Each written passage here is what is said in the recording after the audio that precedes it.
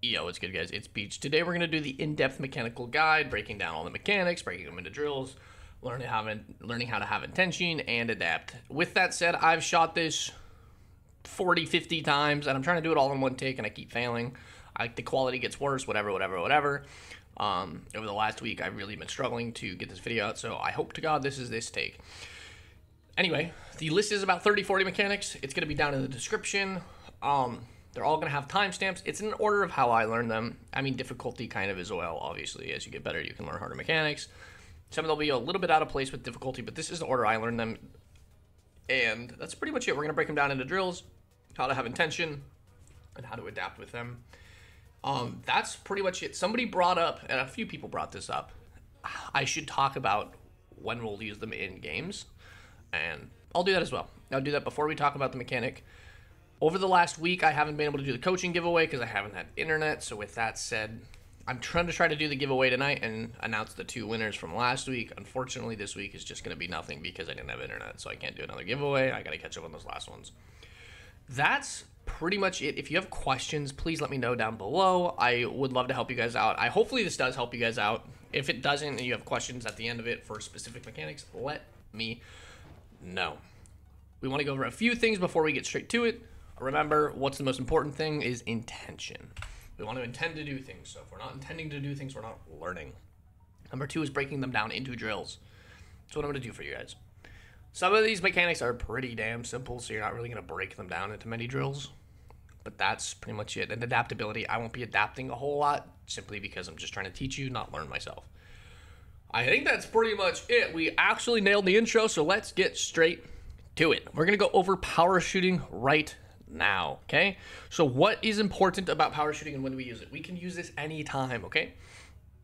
Anytime. If we're on defense, if we're on offense, whenever, we can shoot at the opponent's goal, and that forces them to make a save. So that's a good thing, right? We force them to do something, so we're in control. So we're going to go over basic power shooting into advanced power shooting. And I didn't learn advanced power shooting right after advanced, or right after basic, but I'm just going to teach them in order, or together. Now, with that said, the most important thing about power shooting is pushing through the ball. All I'm going to be using for this drill is front flips. Push through, right? If the ball's here, push through. I see a lot of players do this. And I'm sure everyone can attest. And they've all seen that. But we want to push through. Even that was poor, right? That was decent. So we want to get power, and how we get power is pushing through. It's a power shot. This drill right here is going to teach you 3 things that are so important. 1, how to get power. Very important. 2, how to read the field, how to read the bounces, which is also very important, which training packs do not do. And number 3, you're going to learn accuracy. Okay? So the first thing we're going to do is we're just going to hit it into the sidewalls. That's it. You're going to just keep hitting it into the sidewall as hard as you can. And you can take your time, right? Like I did. I didn't rush. All I'm doing is trying to get good power when I hit it into the wall. We're not trying to score, we're trying to hit the ball into the wall with power. Again, all I'm doing is front flipping basic power shooting. This is how we learn to get power, okay? So this is the first drill. Just do this for 5 minutes. If you're learning basic power shooting, do this for 5 minutes. Cool. Now that we've done that, what's the second thing? And how do we get power? Again, pushing through the ball. And how do we learn intention and accuracy? Great. So now we're going to do this drill where you hit into the wall a few times. Hit. Hit. Right, that's kind of an awkward one. I still hit the backboard, but with that said, it wasn't great. Nor was that. Anyway, you're going to hit it into the sidewall or backball a few times. And then what you're going to do is you're going to tell yourself when you're going to shoot. So I'm going to hit into the sidewall, and then I'm going to shoot. And again, this is basic shooting, so you're not learning necessarily accuracy. This is the one time you can kind of sacrifice intention just because you're learning to hit the ball powerfully and semi-accurately. And now with that said, you're going to have to sacrifice some power for accuracy. That's how the game works, but still learning how to shoot with accuracy and power is very important. And that's it. That's it for basic shooting. Make sure you push through the ball, and that's your drills. Simple. Advanced power shooting. Let's get straight to that. When is advanced power shooting good? All the time, just like normal, just like regular shooting. Very good. What makes it advanced, though, is we're going to use air roll shots. So how this works is if I want to shoot this to the right side, I want to be on the left side of the ball, And if I want to shoot this on there, same thing, right? We want to make sure we push through the ball. So what we do is we get our air roll. I have air roll free bound on my left. You can use air roll right if you'd like to, whatever you want to do. But you're gonna lean away, and then you're gonna push through. Okay, this is how you get more power. You lean away, and then you dodge through the ball. Again, we're dodging through the ball to get power. If you don't dodge through it, you're not gonna get power. So you can do that a few times, get comfortable, lean back, lean away from it, and then lean through it. And you're trying to hit it with the front of your car. Now, great. Now what we're gonna do is we're just gonna try to just blast it into the walls again. As hard as you can. You see how much power we get out of that? Why? Because we lean out and then we lean in. Again, lean out, lean in. Lean out, lean in. And then, what do we do? Lean out, lean in. I wasn't supposed to go in. Great, now that we've learned how to hit it powerfully, now we're gonna take a few touches. Lean out, lean in. And then, we're gonna shoot when I say shoot.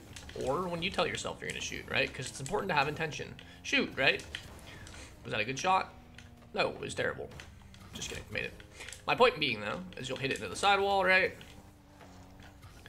Back wall, let's say. That might hit the ceiling crease, might not. It does, which makes it kind of awkward. It's okay. We'll hit here, and then we'll shoot this. Cool. And now we've learned how to power shoot with accuracy, power, read the walls. And now with that said, since you're doing advanced power shooting, you can also tell yourself where to place the shots as well if you would like to, if you would like to do so. My finger slipped. I was eating pizza. So let's say top left. Wow. Let's not say top left. Let's say let's say top left. Top middle. Sure, I have my accuracy I gotta work on it, and that's a given. I've been playing the game for a year, so I don't really blame myself on that.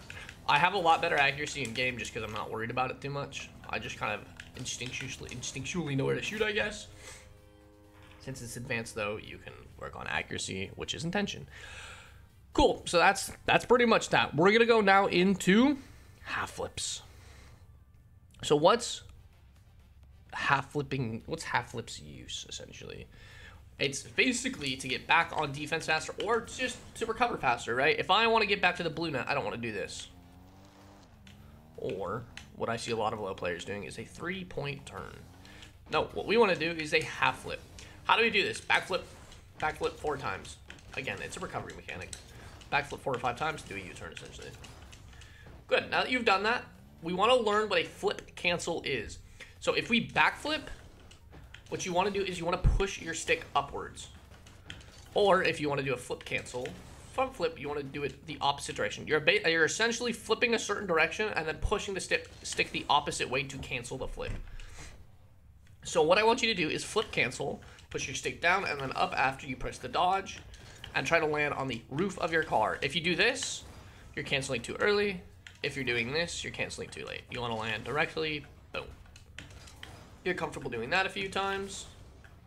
Great. Now that you've done that, if you have an arrow left or right bound, as soon as you cancel the flip, hold that as well. And you have to hold your stick up as well. You cannot let go. And you've learned how to half flip. If you do not have an arrow right or left bound, you will need them for the future mechanics. With that said, you can kind of go off center. So you see how my stick normally goes straight down and right up? You can go like off to the side of it. And that'll kind of do the same thing. And that's your half flip. Very simple. And then you should just be able to half flip indefinitely in one spot if you would like to do so. I'm boosting just for fun. I'm watching my OBS. Again, we're just flip canceling and holding aerial, right? Nice and simple. Cool. Now, aerial with power. When do we use this? There's 2 reasons we use this. One is just to beat the opponent to the ball, okay? So if my opponent's going up and I'm going up, I want to try to beat them to the ball. Or if maybe they're recovering back, I want to shoot it out of the air and try to hit it on their net. Great. That's pretty much when you're going to use it. Use it a lot, by the way. It's not like that's just when you use it a ton, okay? Excuse me. So what we're going to do now is we're going to go over how to aerial first. Quick aerial. All you're going to do, double jump in place. That was really fast. Try to double jump as fast as you can. You can even go a little bit slower. It was terrible, like that. You want to make sure you empty jump, so don't press anything other than A. Great, once you've done that, once you double jump, lean back and hold boost. And I say hold boost, after you lean back instead of just saying lean back, just so you get comfortable with this movement of moving your thumb from A to B. Now what I want you to do is just blast yourself into the ceiling and try to get to the ceiling as fast as possible. You can even hold boost down and start leaning back before you press your A button, right? If you're able to lean back just a little bit while you're jumping and still empty jumping, don't do this though. A lot of players will do this. If you can lean back slightly to start boosting up faster, great. Now that we've hit the ceiling, we want to get the ball in play. So this is what I like to do for aerials. Lob it up the wall, come down, and then aerial into it and try to shoot it. And again, we're pushing through our target. This is how you get power with it, is pushing through your target. There's two ways to push through your target here with aerials. There's one, you want to keep boosting. And then two, what I like to do personally is watch how I lean forward as I hit the ball. Notice how we slightly lean forward. It gives you more power because it's more momentum through the ball. We'll do that again. So we're going to push through the ball. And you see how it even goes over? And that's because I got so much power. Okay? And ideally, how we get a ton of power is I see a lot of players do this. This is the wrong thing to do. What's the problem? They're hitting the ball on the ball's way down while they're also going down.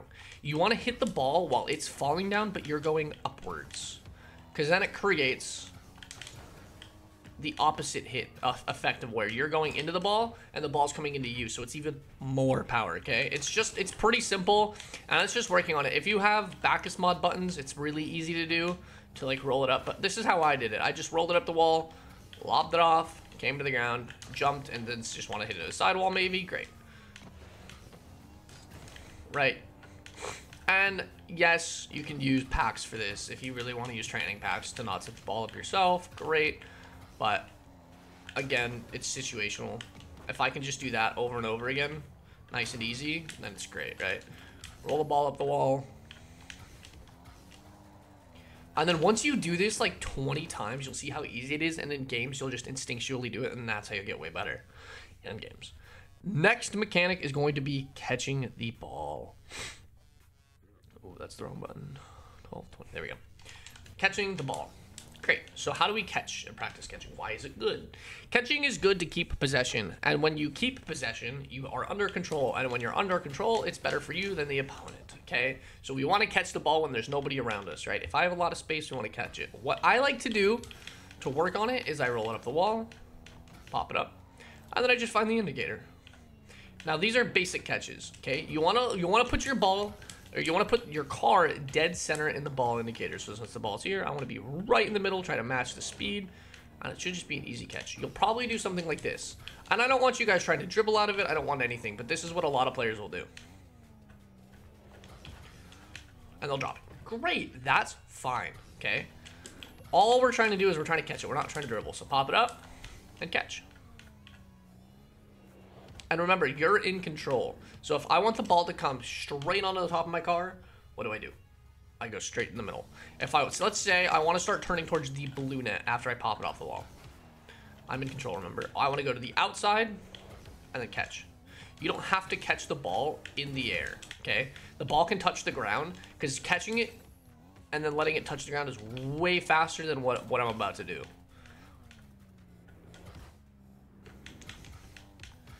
Remember, have intention. So if I want to go towards the blue net and I want to catch it / keep control, this can be a very quick mechanic that's very easy to learn. Right?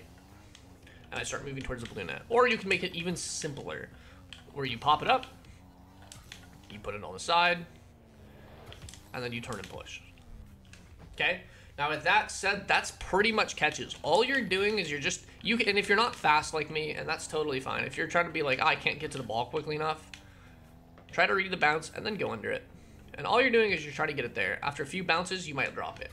But try to stay under it as long as you can. And again, we're not practicing dribbling, but working towards it is a good thing. So just catch, pop it up. If you can't get to it in time, that's okay. Just try to be under control. And I lost control, bummer. That's how you catch. It's putting the ball dead center in your car, and if you want to go to the sides, it's slightly off to the side. That's it. Dribbling. Dribbling. When is dribbling good? I think this is 14:45. Good. Dribbling is good because it's the same thing. When you catch it, you keep control. When you dribble, you keep control. Possession. When you have possession, you have control. Same thing. When you have control, they don't have control. You're in power. Okay. Again, don't try to sit there and dribble if they're really close to you. Just push the ball. Here's what I did, though, to learn dribbling. It's very tough to get it to match your speed of your car, right? Because your car moves. You get to move your car any way you want to. You don't get to move the ball any way you want to, right? I can't press the B button. I can't press the boost button and have the ball just magically go faster, okay? So this is what we're going to do. You can even... I won't even use the button. I want you to go over to the sidewall. Roll it up the crease, and then don't let it come to the ground. And if you want to speed it up, put it slightly in front of your car, boost into it. That's how you gain the momentum. Don't let it come to the ground. Here you're going to have to, but we'll put it right back on the wall. Again, and learn how to match the speed. Nice and simple.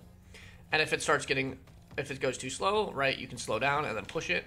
Or if it's going too fast, get in front of it and slow down. Matching the speed. You're in control, remember. Great, now that we've done that, all you really have to do is get it on your car. So what I like to do to get it on my car, and sometimes once you match the speed, matching the speed is the hard part, okay? All you're gonna do though is the ball might control you for a bit, right? But you'll slowly learn how to get under the ball quickly and make super sharp turns, fast turns, whatever you want to do, right? And even if it falls off, just try to get it back up. Cool. Now that it's on our car, nice and simple, right? Once we've worked on catches, it's very easy to do this, believe it or not. Why? Because we've worked on catches. And that's considered a catch, right? Or I could catch it like this. Take one touch and I'm under. Okay, and then all we're trying to do is match speed and like learn how to turn. Again, the ball might control you for a little bit when we're starting. Intending to control it though is important. Now with that said, please don't do this in a game. Please don't practice your dribbles like this. And then be like, no way, look at the flick, and then go post it in like 6 discords, okay? This is really bad because you're never gonna have a ball that's doing this in a game. I can't think of a time in a game when I've had the ball not moving when everyone was trying. Okay, so you're not gonna be able to do that. Hit it into the wall. Learn how to catch the bounce, right? Maybe if you're a slower player, you might go here and be like, oh, well, now I know really how to get it. And then you might be like, oh, it's controlling me. I don't know where to go, right? But that's okay, because we're slowly going to learn how to become more mechanical, how to use all of our dribbles the way we want to. Cool? And again, you're still going to mess up. I mess up. Everyone messes up. That's part of the game. Great. Front flip flick is the next mechanic. When do we want to use the front flip flick? Ideally, I only really use it past GC to gain momentum. So if I have low boost, I'm just going to do this to kind of speed up and keep the ball near me, right? If I'm on like 12 boost, I'll use the 12 boost to flick. If you're below champ though, this is a very good flick to have, just to do this. Because it keeps the ball close, or you can even go a little bit higher. Or you can try to get for more power. And that's a very hard flick for silvers to save, even champs to save, believe it or not. Champs have a tough time saving that. How do we do the front flip flick? What I want you to do is jump. Okay, all you're gonna do is jump. Now what you're going to do is you're going to front flip. And try to do a snap flip where you front flip instantly. Now that you've done that, that's what you want to avoid. A lot of players will do this on front flip flicks. They're like, oh my god, I'm trying to front flip flick, but it's not working. Why isn't it working? They'll catch it and be like, front flip flick. You want to not flip right away. You still want to hold your stick up, but you see how your car will lean forwards? Once your car is at a 45-degree angle down, like this, that's when you're gonna flick. So once my car, let me try to adjust. Once your car is like here, leaning forward. Sorry, I'm trying to claw controller it. Whoa! Once your car is leaning forward, that's when you dodge. So we go like this. And what this does is it makes it so you're behind the ball now. So watch. Let's do that and get a replay because I don't know if that was on. Yeah, that was actually on. Great, so let's see how this works. So again, you want to hold your flip. You just want to hold that forward momentum, so watch. Notice how I don't flick until my car is here. So all you're doing is you're holding your stick up the whole time, and then you front flip once your car is at a 45-degree angle. And where do you want the car or the ball in your car? We haven't gone over that. It's just right there. Just right on the front. Right on the hood of your car. Like 90% of your flicks, okay? It's very, very simple. That is your front flip flick. Again, I don't use it much just to gain momentum. Cool. Now we're going to go into the back flip flick. And believe it or not, this back flip flick carries the exact same concept, okay? So all I want you to do is backflip. Backflip as fast as you can. This is the drill. This is how you break it down. Great. Now that we've done that, we want to avoid that, but we want to know how to backflip. Now what I want you to do is don't backflip until your car is at a 45-degree angle instead of down. It's going to be facing up. Once your car is like this, you can backflip. And what I like to do is I like to boost into this flick. Again, you're not doing anything intensive on my left stick. Watch what my left stick does. How much am I moving my left stick right now? Not at all. Why? Because you don't have to. Cool. So where do we want the ball in our car? Do we want it on the hood? No, this is the 10%. You want it on the back. Why? So we can snap it backwards. Why do we use the back flip flick? Hold on, we didn't even talk about that. I love this flick in ones because if you have an aggressive defender, you just do this. If someone looks like they're going to dive, put it on the back of your car. Very simple, right? And then you can shoot, you can catch, you can do whatever you want. Or in twos, if it looks like someone's going to dive me and my teammate's behind me, I can do this. And he's got a pretty nice setup for a lob, right? The ball's going to be lobbed up for him. Pretty nice setup. He can go up, double tap, shoot, whatever he wants to do, okay? Cool. That's why we use it. In ones, it's really good. In twos, it's okay. Now, where do we want the ball? On the back of our car. Oops. So you're just going to put it on the back. And you can hit the ceiling if you get a good enough one. That was bad. Why? Because the ball wasn't settled. You have to make sure the ball is settled and not bouncing around on the front of your car for these flicks. Even then, you can still get away with the front flip flick and back flip flick. Other flicks, you're going to have to actually have it settled. But that's it. Nice and simple. Again, car's on the back, ball's on the back of your car. That wasn't settled enough. And again, we don't want to snap that flick. We want to hold it for half a second. So it goes all the way in front. And that's it. Back flip flick. Wave dash. 22:15. If you hear me saying numbers, those are the timestamps I'm writing down on my phone. Wave dash. I want you to jump. Great. Now I want you to front flip. Great. We've learned two mechanics. Now what I want you to do is lean back at a 45-degree angle. Or not even that much. You can just lean back just a bit. Even a 20-degree angle. Notice that sound? Doo-doo. That's what we want. Also, wave dash is why they're good recovery mechanic. Use them to go fast around the field without using boost, right? I use boost there like an 8. Oh. So we wave dash around the field. This obviously isn't efficient, but we can go supersonic speed without boosting, basically because of wave dashes. And dodges. Anyway, here we are. So as your back tires touch the ground, dodge forward. Basically dodge into the floor. Whatever tires are in the air, that's the way you dodge on your analog stick. So now I've learned to dodge forwards. Now we do it backwards. What do? We lean forward a bit. Which tires are in the air? When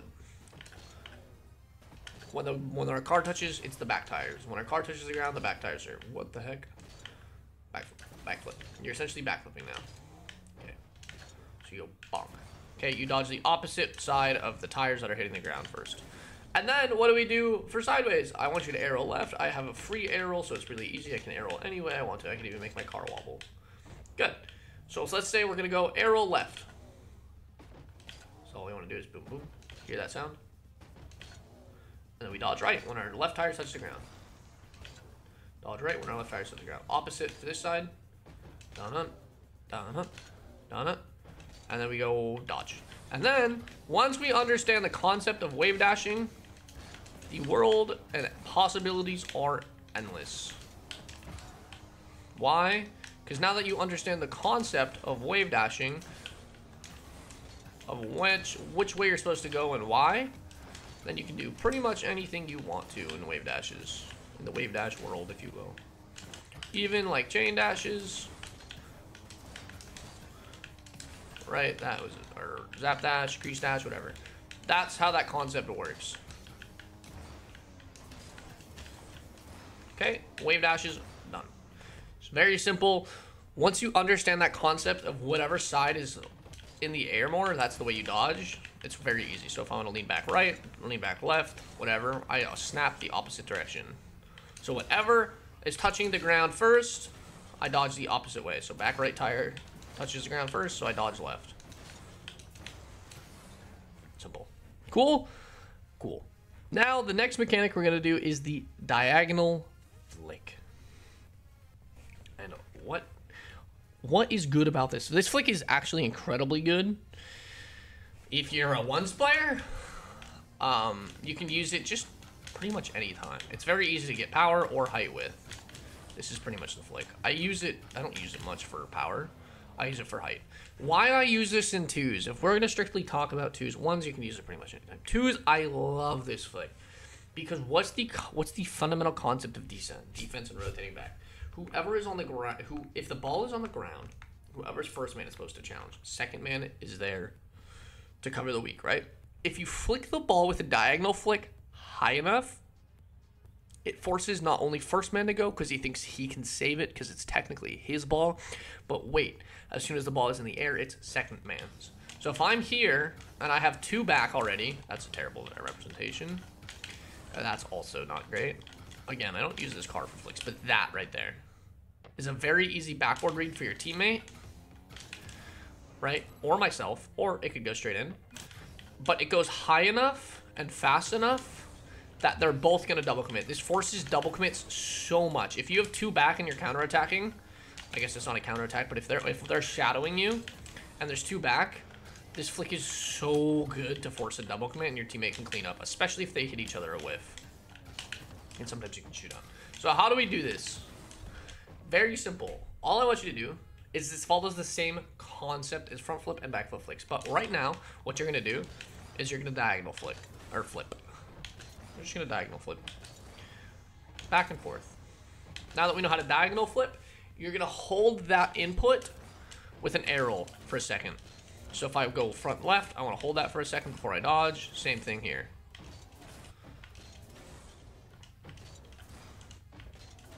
And what you're going to do with the ball is you're going to put it slightly, ever so slightly on the side. Okay. If you want to go for height too, I'm just going to say this. If you want to go for power, put it on the front of your car. And if you want to go for height, which is what I use it for, put it more on the back. And you'll get a ton of height like that. Okay.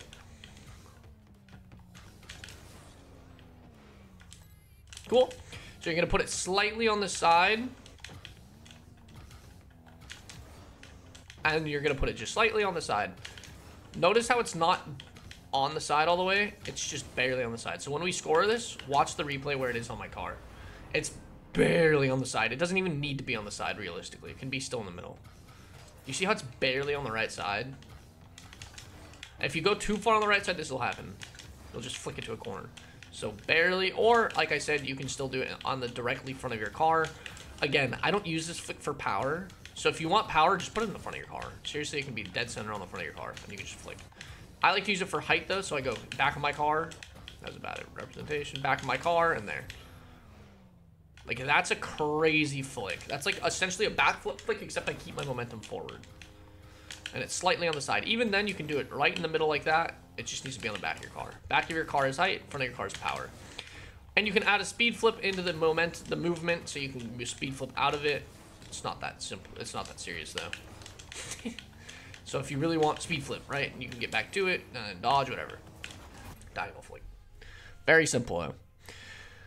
We're going to go over bounce dribbling now. And here's kind of the thing on bounce dribbling. Is I don't use it much. I really don't. In twos, you don't have the time. In GC3, SSL, GC2, as soon as you go for bounce dribbles, what happens? You get tackled and the ball just, your whole entire world's flipped upside down. So I don't use this much in twos, really. You can use it a bit. Ones, you can use it a lot. We'll just break it down, though, of how I learned it. So all I want you to do is just try to do a circle. Just drive in a circle with the ball while you keep the ball in the middle of you. So you're just driving a circle. Try to keep the ball on the inside of your circle, or we can go to the other side. Now you go here. I'll tell you guys why it's good in a second. Even if you're not doing the correct movement, you're just trying to learn to hit the ball in a circle. Great. Now that we've learned to hit the ball in a circle, what do we do now? We want to make it so there's 1 or 2 bounces. 2 bounces if you're a little bit slower. 1 bounce if you're a little bit faster. In between each. And you want to hit the ball right after it hits the ground, so it'll have this sound. Notice that, thump thump. And that's how you start to bounce dribble. That's how you practice. Just do that in circles.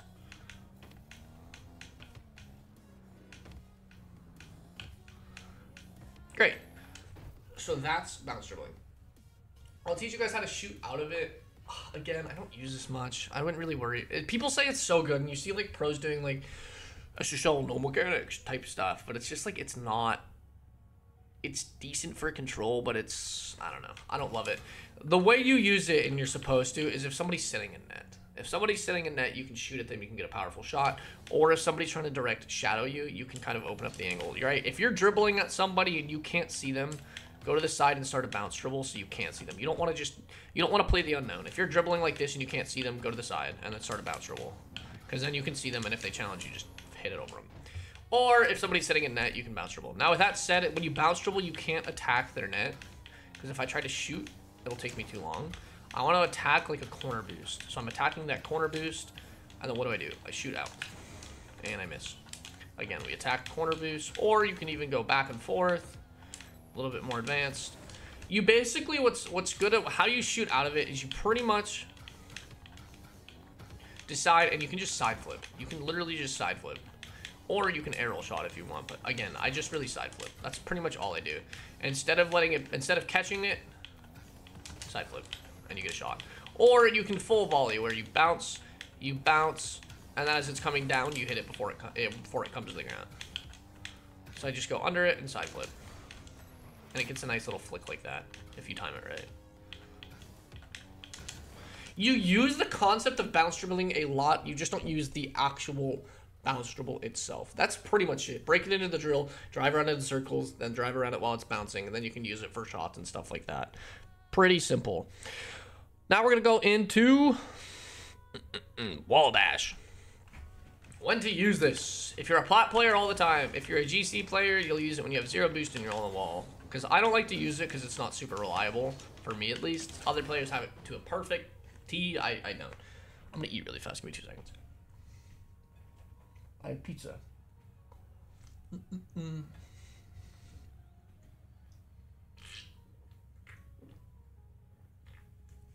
Okay, sorry. Wall dashing. Damn, I need a microwave audio. Wall dashing. Very simple. What I want you guys to do right now is jump. Simple. Now what I want you to do is you're going to try to press the button at just twice. Do not do this. I see everyone trying to learn wall dashes like this. I can't wall dash. It's so hard. Listen. My God, I can't wall dash. Like, that's what I see. We're going to break this simply. Press A once. Great. Now press A twice as fast as you physically can. That wasn't good. That was pretty cracked. Even better. Watch this. Woo. Oh. Great, now that you've done that, hold right. We're just gonna do right for this side. So hold your stick to the right. That's it. As soon as you dodge, hold it to the right. Don't sit there like this. See how it's right and then do this? Do not do that, please. Just when you dodge. Great, now what we're gonna do is we're gonna just do that on the wall. You've learned how to wall dash. Do not sit here and be like, I'm trying to learn how to wall dash. This follows the intention concept. Don't do that. I see so many plat players monkeying out and like trying to mash it. Just press it twice.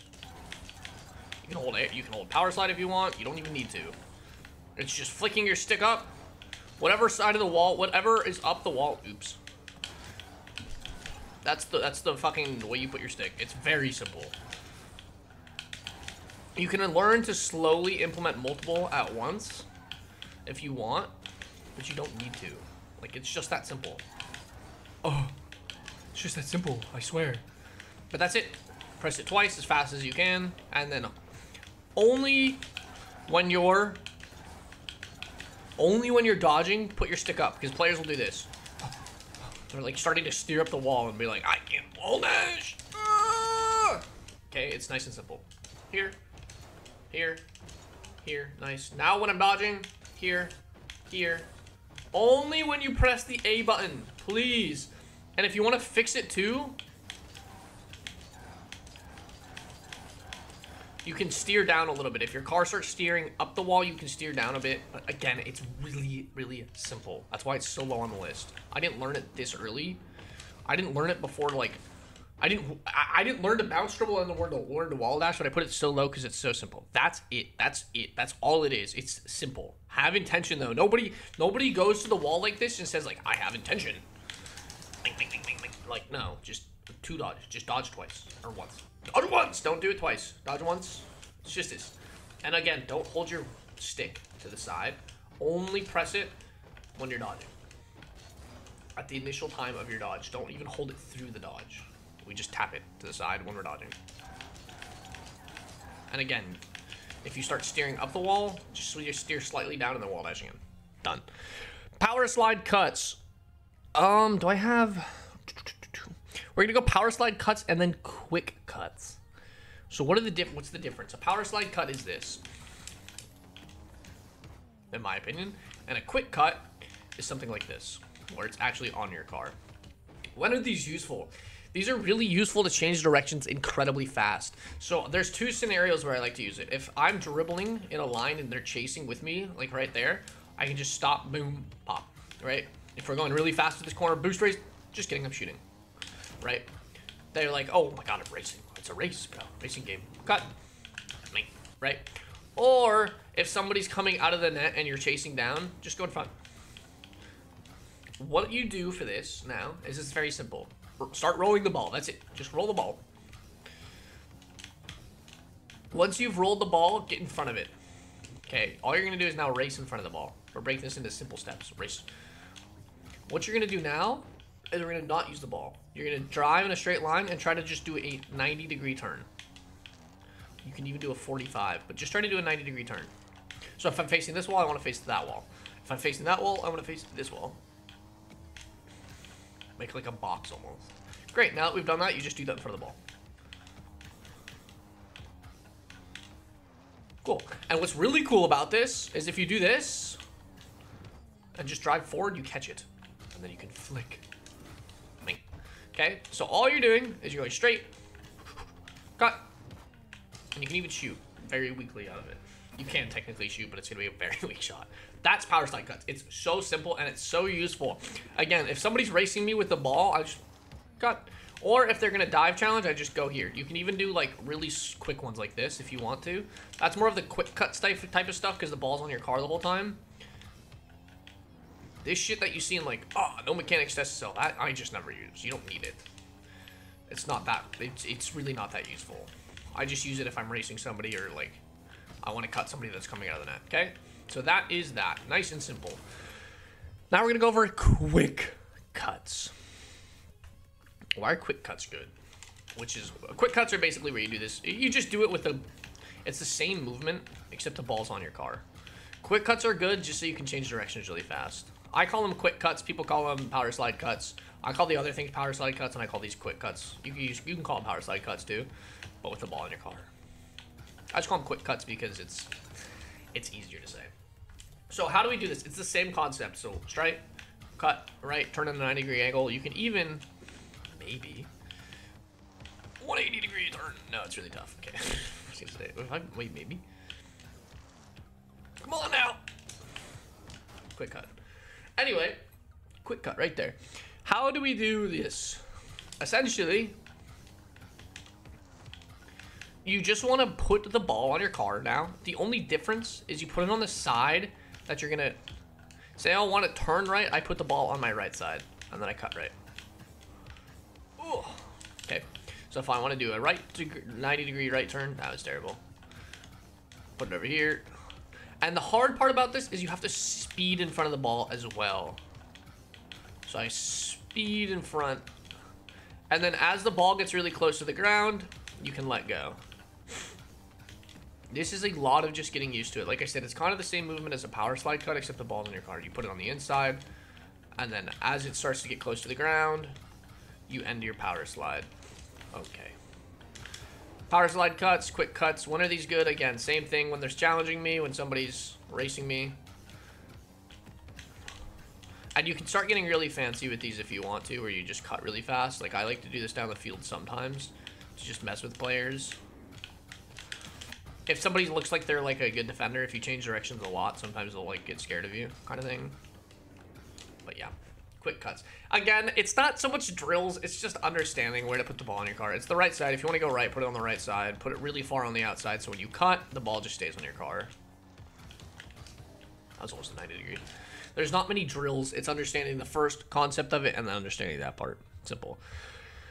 Cool. Reversed 45. Flick. When do we use this thing? This thing is monstrous. Let me get the octane for this thing. Let me do some respect for the reverse 45. I'm way better at it than the octane. I'm just better mechanically than the octane. What you're going to do is this. What? The fuck? That's not bad. Still not great. I haven't played for a week, so that's my excuse.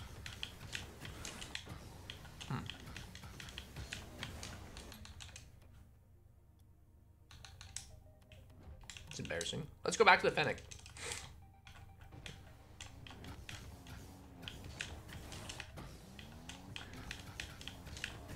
What am I doing wrong? Oh, yeah, okay, I know. No, I don't. What is wrong with me? That's a bit better. That's not great, though. It's only 464. That's really bad. Holy shit. Wait, I'm in a midlife crisis. Mid-Rocket League crisis. Okay, how do we do this? Why is this good? Let me figure this out first. Actually, this is bothering me. There we go. That's a little better. Okay. Why is this flick good and what's it used for? It's so good to just score. You can get so many goals off this. If somebody's shadowing you, if somebody goes out for boost. I love this flick. If somebody's shadowing me, it's really good. If somebody's sitting in the net, it's really good, right? You can even fake the flick if you want to. And then you recatch, whatever. If somebody's like, if you're racing down the field and they look like they're going to go for boost, you can snap the flick. It's a fast flick if you do it right. It's very good just all around. I love this flick. If I can do it right. Yeah, that's a really good one. Cool. How do we do this? So basically, let's talk about where the ball goes first. If I want to do a 45-degree flick to the right, I have to put the ball on my right side. If I want to do it to the left, the ball's on the left side. And it's like this on your hood. Notice how I kind of put it just off to the side. Even if I want to flick it to the corner, right, it goes slightly on the right side, and then I get around it. Right, and if you get good enough, you can kind of put it in the middle and then just rotate around the ball, but it's really tough to do. I've seen a few players do it successfully. I don't have much success with that. So now with that said, we want it on the right side, and how do we do this? You want to lean, you want to air turn away from the ball, about 45 degrees. Why do they call it a reverse 45? Because that's what we do. 45-degree rotation. And then you can dip the nose of your car down just a little bit for it. Kind of like this. So your car is facing like that. And then you 45-degree flip backwards. So if I'm doing it right, I diagonal flip right side. If I'm flicking it on the left side of my car, I flip left. This flick, I'm saying this right now, the ball has to be settled. With the front flip flick, it could be bouncing, right? You could be like, oh, flicked. With this, watch. If it's not settled, you're not gonna have a fucking good time, I can promise you that. I mean, that was a terrible bet. Okay, so now what we do is we lean to the right, dip our nose down, and then 45 degree. And then you 45-degree turn to the opposite side of the ball. Like that. Now, just literally you can practice doing this. That's like what I did. All right, you just go here and slightly turn there. And what are we aiming for? We're just aiming to do the 45-degree turn. We're not aiming to get there a certain spot. We want to be a little bit on the left side if I'm flicking it to the right. But now what I want you to do is try to get the nose of your... See how the nose of my car also kind of leans with it? Now my car's kind of like a sideways angle. Try to get comfortable doing that. Once you're comfortable doing that, you just literally do the diagonal flick out of it. So now we're there, you just diagonal flick. Again, I'm a little bit rusty, but what the hell? My flicks are terrible right now. But it looks like that. Nice and simple. 70-mile-an-hour flick is a good flick. Notice the first step, sorry, pizza, is what we said. We just turned the car 45 degrees. And then there's a slight lean forwards, and then I do a 45-degree turn, or a 45-degree dodge. Again, you're dodging backwards, but you're dodging to the side that the ball is on. So if I want to do it left side, same concept. Right side, same thing. Again, my flicks are terrible right now somehow. Better. Nice and simple. That's pretty much all the drills you're going to break it down into, and you'd be like, oh, I can't get it. Well, just work on it. I'm not going to be able to sit there and explain that one much better. It has to slightly be on the side of your car. You have to lean a little bit. You have to lean forward. You have to steer. You have to do a little bit of everything. And then a backflip, diagonal flip. Next flick is a musty. Okay. What I want us to do is let me finish chewing.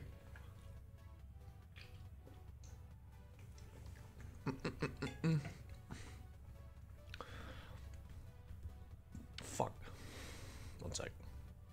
46 minutes. Musty. What do we want to do? This is what a musty is. Also, when do I use a musty? Never. I use a breezy. I'm classy like that, okay? Musty, it's like, it's a decent flick to have. It's okay. Like, I don't really use it ever. I don't really think of it. Like, if I'm going down the field, if I want to do something mechanical, I'm gonna be here, saucing some players up, you know, kind of thing. Look like Zen out here half the time. Not really. Musty flicks, again, you can use them. I haven't really seen them much. I don't really use them much, but they can be a surprise element. So, musty, what you're gonna do is you have to understand why musties work the way they work, first off. So it's going to be a backflip, by the way. But if I backflip here, my car's momentum goes backwards. How do we make the car go forwards on a backflip? You have to make sure your car is leaning, please, past this point where we're straight up and down. So if I front flip when my car is leaning too far forwards like this, I will stay in place. But if I do that while here, I will actually go forwards on a backflip. So we need to make sure our car is more than pointing straight down. It needs to be more than just pointing straight down. It needs to be a little bit back. Okay, how do we musty? It's very simple. What I like to do is you put the ball on the nose of your car. You can't put it on the dead center, because if you do, you'll hit it with the roof of your car and then you won't get back to it. Okay, sometimes you will. But roof of your car, and it's just that simple. You just do that motion. I like to boost to catch back up to the ball. So don't boost here, but boost when you're dodging.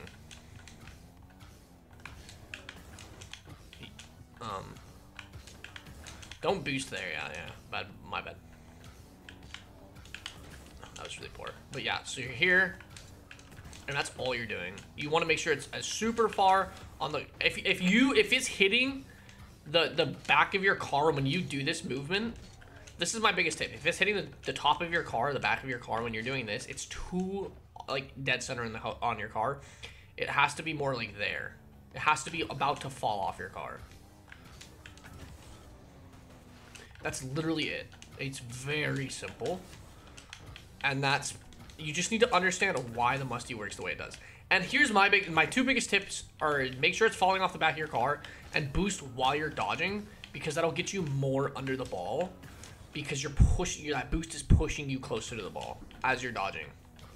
So you'll just get better height out of it. That was terrible because it was too centered. Again, too centered. Again, too centered.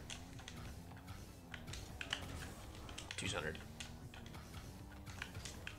Too centered. Oh yeah, I don't use these. That's better. Jesus, yeah. I don't use these and I haven't been playing much, but that's pretty much it. Very, very simple. Understanding this concept that you have to lean more than just your nose pointing straight down. You have to lean a little bit under. Like, now let's watch it and spectate. We'll just watch that for the sake of the dodge, not so much because it was a great shot. Well, watch how far I lean back here. That's how far you have to lean back. And if you front flip leaning that far back, same concept applies. Opposite way. Musty. Now we're going to do the wall pinch. Okay, yeah. Now we're going to do the wall pinch. Okay, what we want to do for this is we want to just roll the ball up the wall. Nice and simple. Great. Now what I want you to do is jump into the wall. Cool. Crash into the wall. Now what I want you to do is arrow to the where your tires are facing your target. So let's say the target is the red net or the orange net. This is for basic wall pinching, and this is what I still do.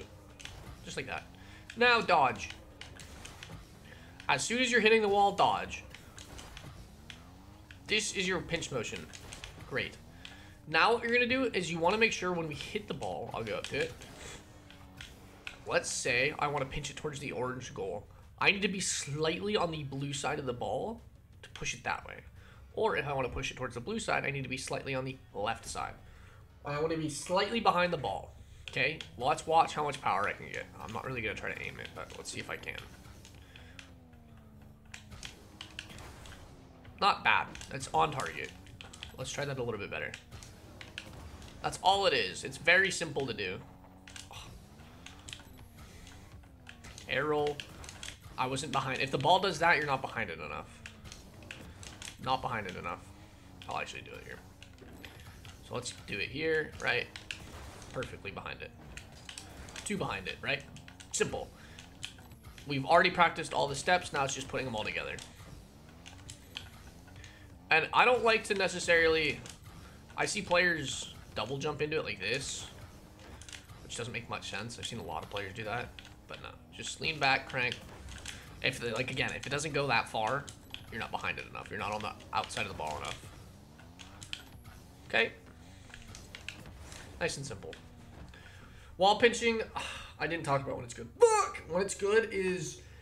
It's good to just... I like to use it to relieve pressure. Like, if I'm at 0 boost and they really pressured us, like, this is such a good clear.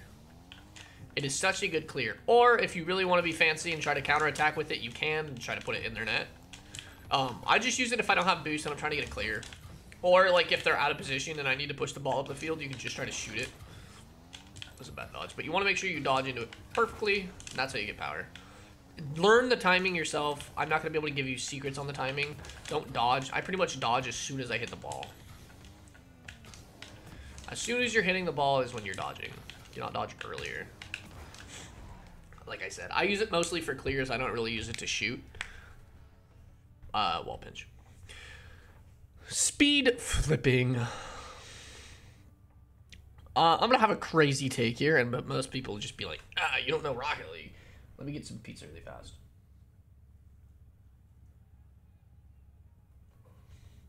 Low-key, having the food here is helping me so much. Just stay, like, refreshed and fucking not fatigued.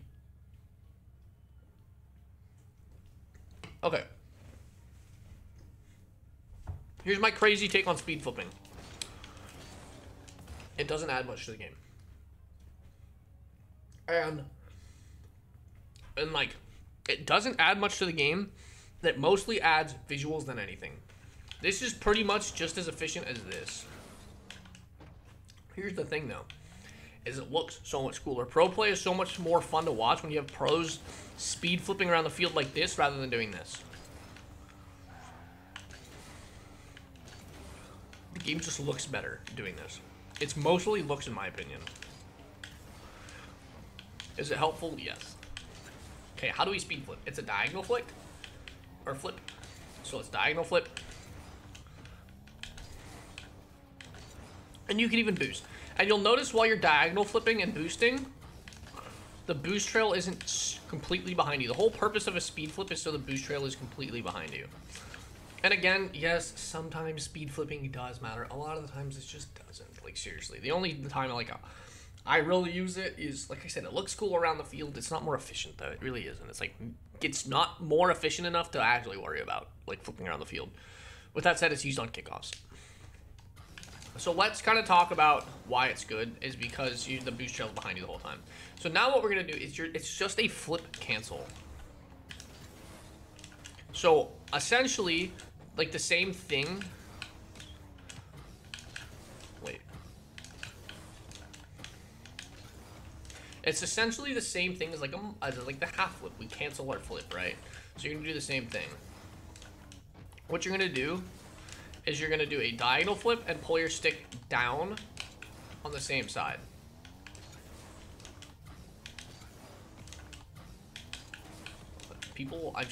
Yeah. You pull the stick down on the same side and then back up. I cancel mine, but I cancel the cancel, but you can just, yeah, just like that. You just pull the stick down to the bottom corner. You're not going across, you're going here to here. Here to here. And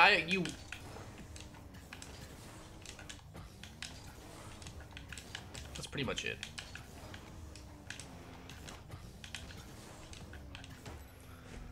Again, so diagonal flip, and all you're doing is canceling and try to boost through it, so you're seeing how much your boost is behind you. Try not to side flip. A lot of players will side flip and be like, I'm speed flipping.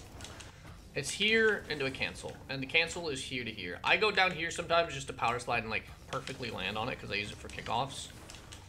But here to there, and I'm doing it wrong, like that. You just pull it down. What am I doing?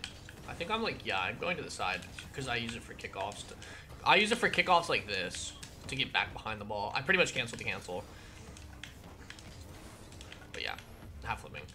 This isn't the best tutorial for it, and I agree. I 100% agree. The only reason I say that is because I do it completely differently for kickoffs. People usually just speed flip to the ball. I use like a cancel so I can get to the ground faster. I know most players in my rank kind of just do that variation.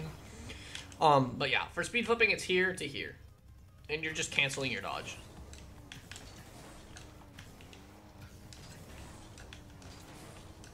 Well, am I going opposite side? Yeah. Nice and simple. Again, I kind of stuffed this tutorial up because I used it for my kickoffs, but it's here to here.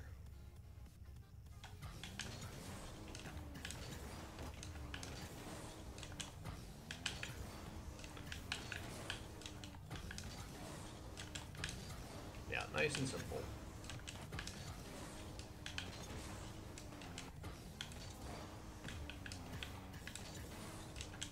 If you go to the right, you get your nose down faster is why I do it. And if you're kicking it off, you don't want to kick off like this because you'll be late. Let's go back. You'll like be under the ball, so instead you want to get behind it. But yeah, that's speed flipping. Again, not the best tutorial, but that's really it. Just learn to like mess with your dodges, and like you can even like do different ones like I do. Like, though I think who was it? Who had? It was some ones player that I watched that had that like variation like of what I use, and like now it's just like ingrained in my brain as a speed flip. On kickoffs. Again, I don't really use them around the field either.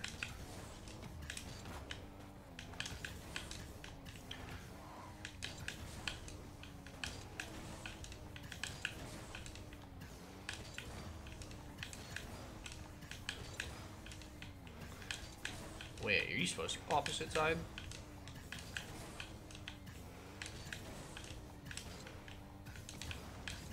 Am I figuring out that I was doing speed flipping wrong? I guess you can do it both ways. Wait, can you? No, that looks weird.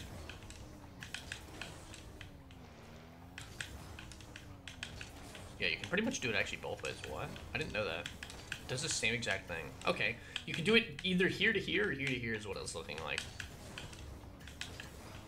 Pretty much does the same motion. That's actually really strange. I'm going to look into that more. Again, worst tutorial possible. If you guys have questions on that, please let me know down in the comments. I'm actually going to look into that so I can answer all your questions. Weird though. Let's go straight to the next thing, which is going to be, sorry about that. That was really strange to me because I was just like discovering that you could do it actually kind of two ways. Huh, very weird. I guess I didn't understand fully of what I was doing when I was doing it. I just used it because somebody else was doing it, which is usually out of habit of me, but strange. I'm gonna look into that more. If that's not a good enough description, please let me know. I'll redo it. I will. I'll redo speed flips, but It's just understanding that it's a flip cancel, essentially, to keep your boost behind you the whole time, right? If you diagonal flip, it goes in front. Anyway, ceiling shots. Okay, we're going to start with rolling the ball up the wall. Do that like 4 or 5 times. When a ceiling shot's good, it's really good all the time. If you go into the air, there's almost no difference from here to here other than it's easier. And you use less boost. You can use less boost. So it's boost efficient as well. But roll the ball up the wall. I use it all the time when I go up into the air. It just depends on how I feel. Ceiling shots are nice though. Ceiling shots are really nice. The only reason that you wouldn't go for a ceiling shot is if like the ball's up here. It can make it really mechanical if you don't take it up the wall. So roll the ball up, and then what I want you to do is try to get as close. So you want to get it halfway to the goal. Listen carefully. You want to lob it up as close as you can to the ceiling, while also only putting it halfway to the goal. So if we're here, halfway to the goal. That's halfway. Again, halfway. And we want to get it as close as we can to the ceiling without hitting the ceiling. Now that we've done that, just drive up to the ceiling. These are going to be basic, by the way. So just drive up. And then you want to be slightly under the ball when you dodge. And you can literally just front flip. Or if you want to make it super simple, if you get it really close to the ceiling, you can air roll and then dodge forwards. And that's your ceiling shot. I think I have advanced ceiling shots here somewhere. Let me see. Give me 2 seconds. Corner wall clears, off the wall back, double taps, Breezi, ceiling pinch, ceiling stall resets. I guess we don't have. Okay, we don't have advanced ceiling shots. Doesn't. Yeah. No, I don't have ceiling shots advanced. So this is how we do basic. You roll the ball up the wall, you pop it up, you kind of just lob it up. And then you can air roll, or you can just keep it, but you want to go slightly under the ball, and then just dodge. Dodge through the ball. Remember, what we're doing is dodging through the ball when we hit it. Simple. Okay?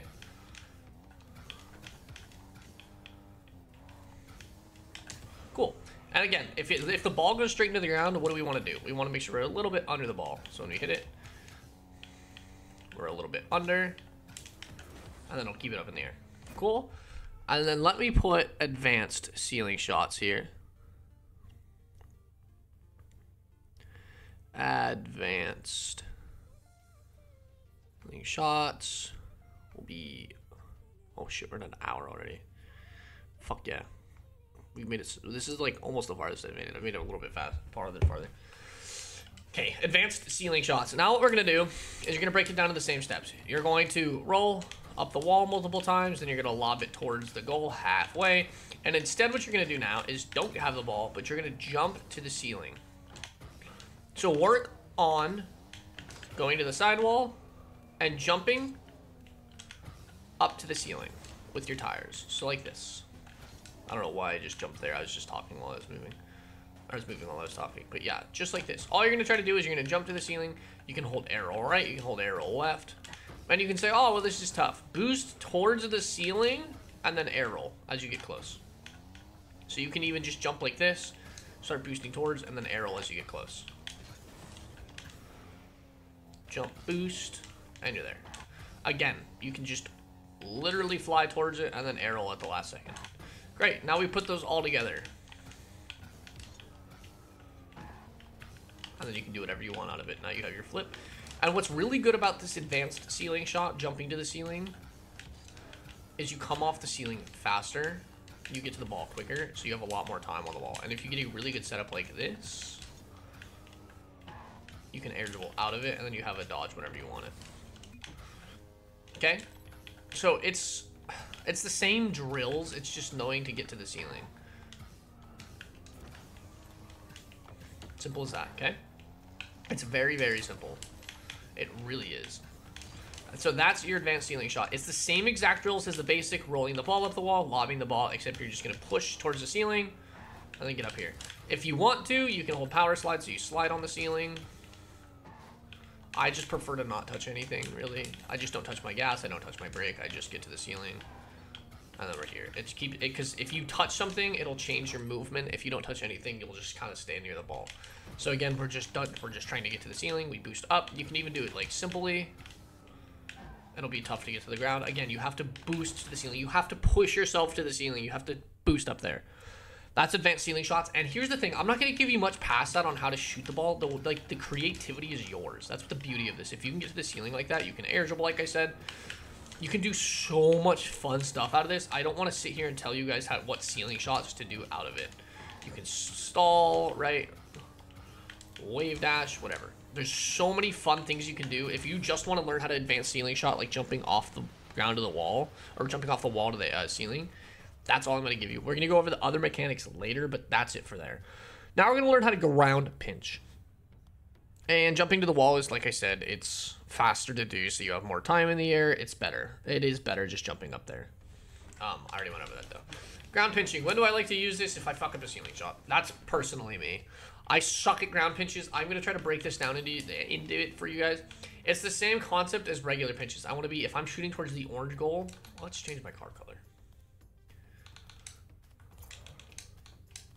If I'm shooting towards the orange goal, I want to be on this side of the ball. Okay? And I just want to dodge into it. Same thing. I want to dodge into the ball as soon as the ball hits the ground. Okay? That's it. Same thing like it's in this on the wall. All right, let's try it. Again, I suck at these. There's different ways to do these. Let's just go here.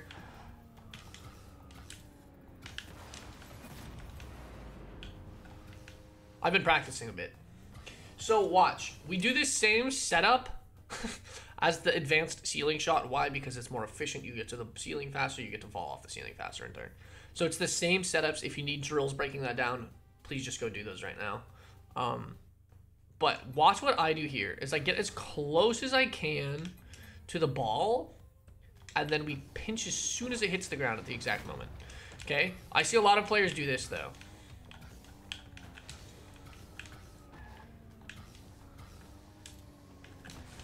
They'll do that where they can't get close to the ball. They'll do this where they'll get near the ball, and then they'll start boosting down into the floor and then try to pinch. And you'll still get a pinch, but you won't get the dodge. You'll just pinch it because you're boosting into the ball. They'll do this. That's just like chaotic. What I want you to do is you want to match the speed of the ball on your fall. So as we go up, we want to match the speed. This is bad. Why? Because I hit the ground. I was going too fast, okay? Again, you want to get the ball as close as you can to the ceiling with you, match the speed, and you can snap it out. Again, that first pinch was incredibly lucky. So now we're up here, match the speed. And a bad pinch. Why? Again, I suck at these. I need to practice these, I really do, because I actually do get opportunities in games. Where do we dodge and how do we dodge? I personally like to dodge like that, kind of. A lot of players will do this, where they're like sideways and then front flip. That's just kind of figuring out your dodges. But that's the timing. Figure out the dodges yourself. The dodges are like your own preference. You can just do the basic one, which a lot of people do, where they're like this. And what you want to do, you really want to focus on dodging at the same time that the ball is hitting the ground and the same time you're hitting the ball. Let's watch why that was bad, okay?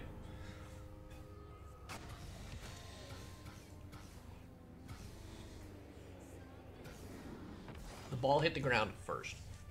That's how you can fix it, is by learning the timing by watching the replay, right?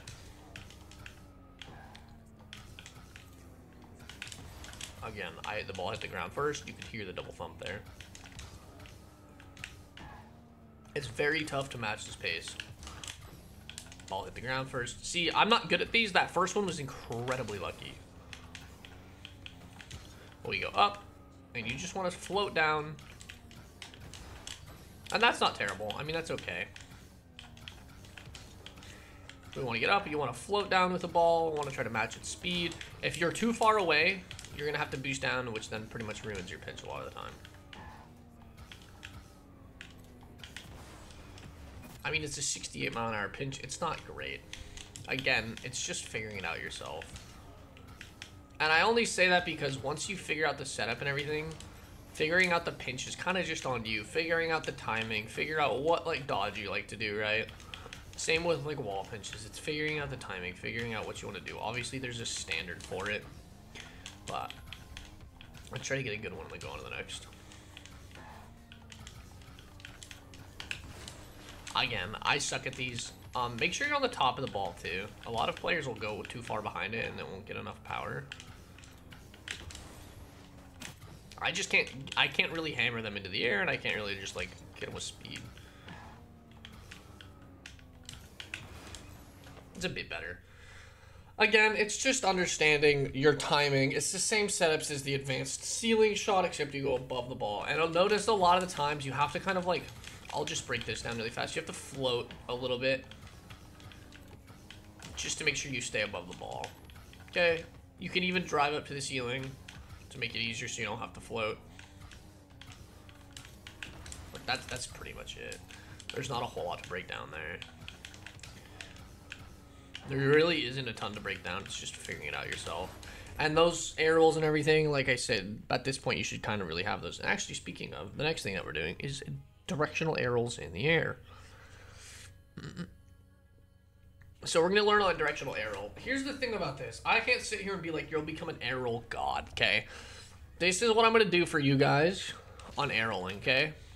What I like to do, and this is how I kind of learned how everything works, is first, just boost where you're staying in the air, okay? You can lean forward, you can lean back, whatever. Just make sure you're floating. Now what I want you to do is hold air roll right the entire time. Now try to figure out what your little micro adjustments do. I see a lot of players doing this. I'm trying to figure out how to air roll right. Look at, I'm air rolling right. There's no intention behind this. They're like, oh my god, air roll right. Look at my stick. Like, oh my god, I'm air rolling. The whole time. Good. Now what I want you to do is just sit here and figure out what your different movements do. Right? If I put the stick up, what happens? Dodges kind of rolls weird. If I do down, what happens? It's kind of weird, right? Or if I go same side. Same side, I don't like to do. Obviously, here's my biggest advice for learning this stuff. Air rolling, if you're air rolling right, most of your movement will be on the left side. If you're air rolling left, most of your movement will be on the right side. Why? Because watch this. This is an out of control movement. And if I try, if you tornado spin up, you can go really fast. But if you go like this, it's really clunky, okay? So you want most of your movements to be on the left side if you're using air roll right. Obviously, you're going to have a little bit of right movements if you want, or you can do like fancier movements. But most of your movement's going to be on the left side. Now that you've got it so you can fly in one spot, and you've kind of gotten adjusted to some of the movements, try to tell yourself what walls you're going to face. So we're going to face left wall. We're going to face right wall. Orange goal. Right? Left wall. Right wall, right? Blue goal. Orange goal. Okay, you're trying to figure out how to kind of adjust in the air. Or you can just have fun with the movements, right? Hold the direction then, and then like figure out which way it goes. Or feather your boost, whatever, right? So we're gonna do that again. Orange goal. We're facing orange goal. Blue goal. That was really bad. Orange goal. Blue goal. Wall. Other wall, right? Goal. And what I like to do, this is what I did a little bit to get better, is if you don't have ring maps, fair enough. Ring maps aren't very good either because it's like very micro movements. Movementsies. You can do this if you really want to. Figure eight.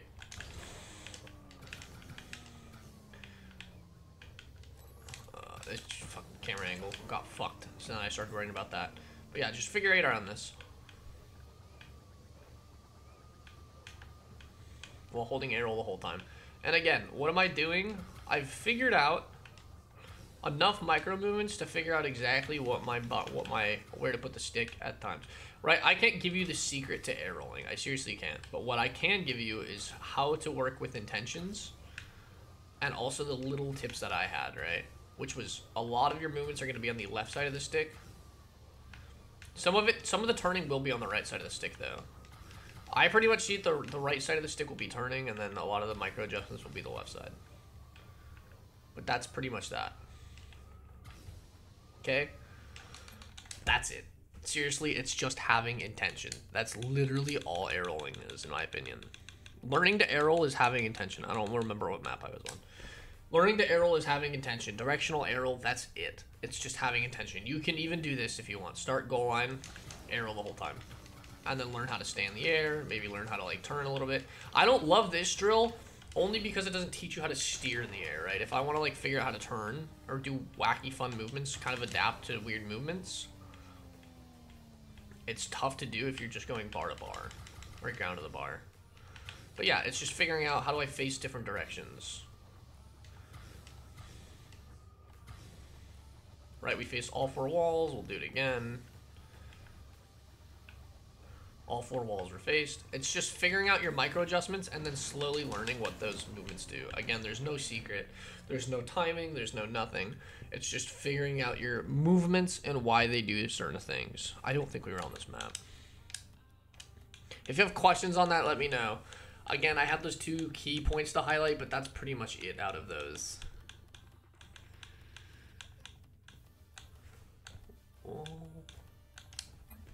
Great. Off the wall double taps. 15 what? 30. I gotta watch it on. Off the wall double taps. What are we gonna do? Also directional air roll is really good just all the time, obviously. Off the wall double taps, when you use these, if nobody's on the backboard, you can use them. That's pretty much what I see, is you don't want to really do double taps if somebody's on the backboard.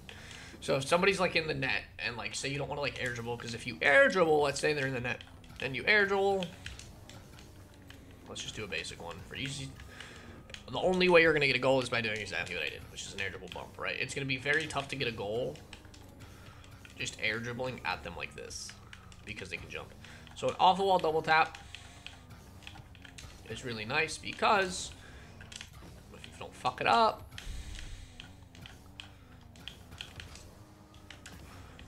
it's going to be a hard angle to save.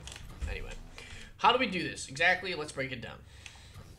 So first you're going to roll the ball up the wall, just like the other one. So you roll the ball up the wall, great. Now that you've done that, you want to lob it off the wall. The higher it is, the harder it is, by the way, for this, right? I don't like to get a ton of height. This is how you like do a fundamental double tap. It has to slightly come off the wall. Do not do this, please. Double tapping. I see a lot of players do that. Be controlled. So you hit it off the wall slightly. And then what I want you to do is boost after it.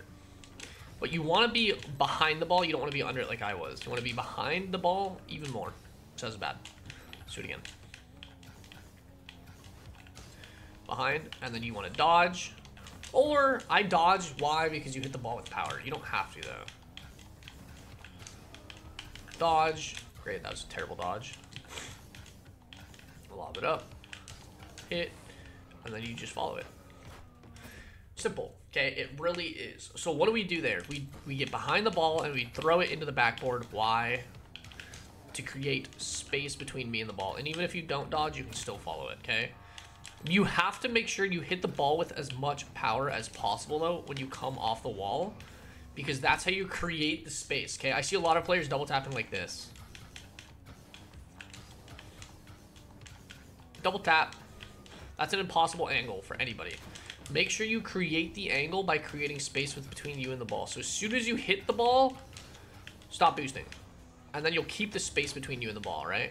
Even if you don't dodge. Dodging is tough because it pushes you towards the ball as well at the same speed usually. But if I don't want to dodge, I can just fly, stop boosting as I get close. And then it's nice and simple, right? If you dodge, it's a little bit more complicated. That's why I was doing it. But if you hit it, you dodge till you're at the ball, create the space, find the angle. You see how simple that is? The dodging is tough. Why? Because you're still kind of closing the angle out and it's going to be a tougher angle. I use those in games to push the ball quickly, but for a lot of players, you're just going to kind of be doing this. Push till you get there and then just try to find the angle. How do we find the angle? It's just trial and error. Obviously, it's a simple concept of if, let's watch. I'll explain this while I do it.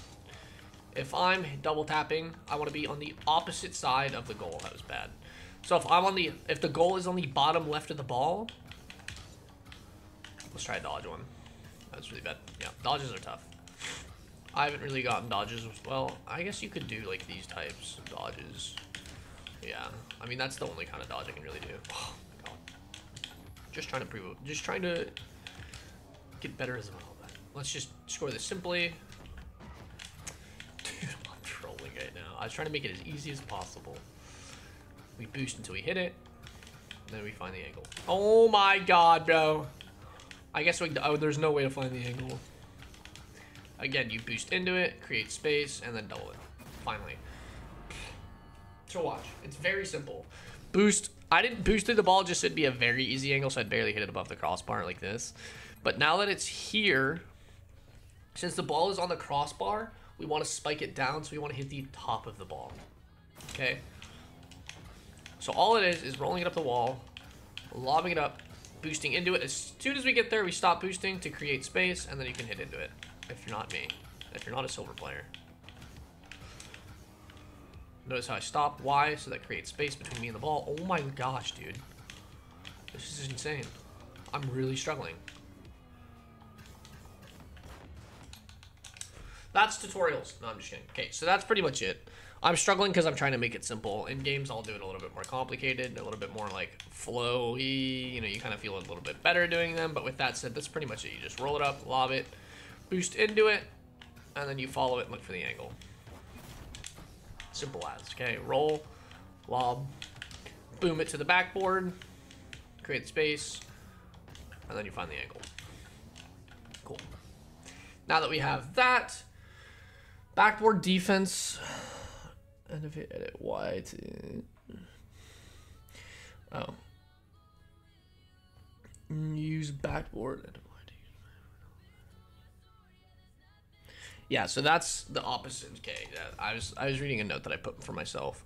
With that said, it's gonna be 121. We'll just put 15. Okay. So again, backboard defense is really good. Why? Because it shuts down the mechanic we just learned. So backboard defense is essentially what I want to do here is I just want you guys to learn how to drive around on the wall. Okay, it's very simple. Power slide when you're turning, whatever. Just watch the wall. Okay, why do we use this? As second man, we almost always want to use the backboard because if our first man's on the ground, what's our job as second man? To stop the ball from going in the air. We're already in the air now. So it makes it incredibly easy and saves a lot of boost if I just do this rather than this. Or what a lot of players will do is this. They won't shoot flip. They'll do this. Which is about 60 boost out of the tank. So if we're already up here and the ball's flicked to us, this is a very simple clear. Cool. Now that we've done that, we're going to go over the three different touches off the backboard, okay? We're going to go over the one we just did, which is going to be the full volley.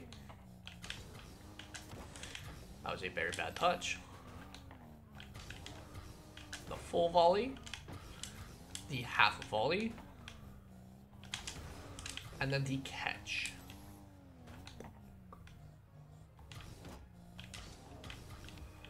And which the catch is good because you can air dribble out of it, which is actually controlled. So now with that said, we're gonna go over the full volley first. What I want you guys to do is go here, and all I want you to do is try to face the opposite goal of which backboard you're on. So if you're here, try to face like this. You can use your arrow, which I like to do. I used free just because, like I said, I'm dumbing these down, so I like try to dumb it down as much as I can. So we're here, and then we just face towards the other goal. And it might even help to have the ball cam on, and just try to face there. Once you get comfortable facing there, try to boost. Try to stay in the air. You can even do it on a sidewall. Just try to stay in the air. Great. Now that you've done that, try to dodge out of the jump. Just like that. Great. Now what do? This you kind of need a backus mod button if you're practicing it in free play, unfortunately. I like to use the pass button where it passes the ball. You just jump and then you dodge through it. You can even do it here. Also, you have to be pressing something if you're playing backboard defense. If you set your controller down, obviously you're gonna fall. So you can even go back forth just to keep a spot. You can just touch the trigger to keep a spot. Whatever you want to do. I see players doing this on the backboard, right? Whatever you want to do. But oh god. But again, pass the ball to you and then just jump off and try to hit it. And then in a game, don't be afraid to do this in a game because people will try. If you do this in a game and you do this, where's the defense going to go? They're going to be like, holy fuck, this guy knows what he's doing. They're going to start rotating back instantly because they're going to see you doing that. Even if you, like I said, if you do this and you whiff, they're going to be scrambling to go back on defense because it looks like you know what you're doing. So here, all you're going to do is that and then just try to dodge through it. Or if you don't have your dodge, just hit it like that. But yeah, really try to dodge through. Great. Now we're going to go over the half volley. What's the half volley? It's where it hits the backboard, and you can get a monstrous clear because it hits the backboard first, if you're not me. So let's do that. We're going to hit it here, and then as it hits the backboard, we dodge. I like to side flip. You can also, I think you can front flip. Yeah, you can do like different clears like that. But yeah, if you hit it here, you just side flip as it's coming to you on the wall. I don't even think you have to side flip. I mean, if you do it perfectly timed, you don't have to. I'm trying to make it so the ball comes faster.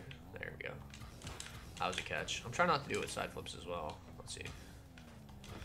No, it's tough without side flipping. But if we do want to side flip here, okay. Thanks for scoring. Okay, I'm trolling. They're griefing. Absolutely griefing. It's very simple though. I'm just worried about all the binds to make it look good. It's tough to make it go fast because I have to be on the ground facing this direction, so it tries to anticipate like how far I'm gonna go. Yeah, I'm griefing. I'll just stay up here. Anyways, so you have to hit the backboard slightly, and then you just dodge into it. That's how you do a half volley backboard clear, even if it's higher. Nice and simple, right? I'm trying to get this fast. There. That's better. It's hard to do when I'm trying to like worry about the back spot button and like where the ball's gonna end up as well, but that's it. You just literally let the ball barely touch the backboard first, and as soon as it touches the... Oh, I thought this was going in. As soon as it touches the backboard, you just dodge into it. Again, like I said, I'm jumbled on the buttons right now. I thought they didn't... Yeah, we'll go nice and simple. Just like that, same thing on the backboard. You can get a ton of power. If you don't have to worry about passing the ball to yourself in the perfect spot to get a good clear, it's really helpful. Those are two really good clears to have. I like to use this one if you have boost, obviously, and if you don't have boost. If you don't have boost, you gotta clear it. If you have like 5 boost, you get it very far. You get to stay on your half. Now we're gonna go over how to catch it. I'm sorry, that was like a shitty representation, and I'm not that bad at backboard clearing. It's just tough to do, and you have to like worry about where you want to place the ball, and then also how the back of spawn button is gonna affect it, and then getting your finger back over there in time. Like, yeah. Anyway, now we're going to go over catching. How do we catch it? You want to put it on the topmost part of your car. So if it's past to me, top meaning... Okay, that was my bad. Top meaning like whatever is highest on the wall. So we're here. And you want to make sure you hit it before it hits the backboard. And what that'll do is it'll pop it right up with you. So if we're here, and then you can clear it if you want. You can even air dribble it. Whatever you want to do. Or if I'm like this and I'm sideways, let's see how this comes to me. I can even go like here and then I catch, right? Like I said, it's kind of clunky with the back of mod buttons. It feels more natural in game for me. That's a catch, right? And then I can pop it. But like I said, you just want to like here. And why do we catch it? If we're more mechanical or advanced mechanics, now I've controlled the entire clear myself and I can reset it, right? So that's pretty much that. You want to hit it right up. Okay, I was worried about the post.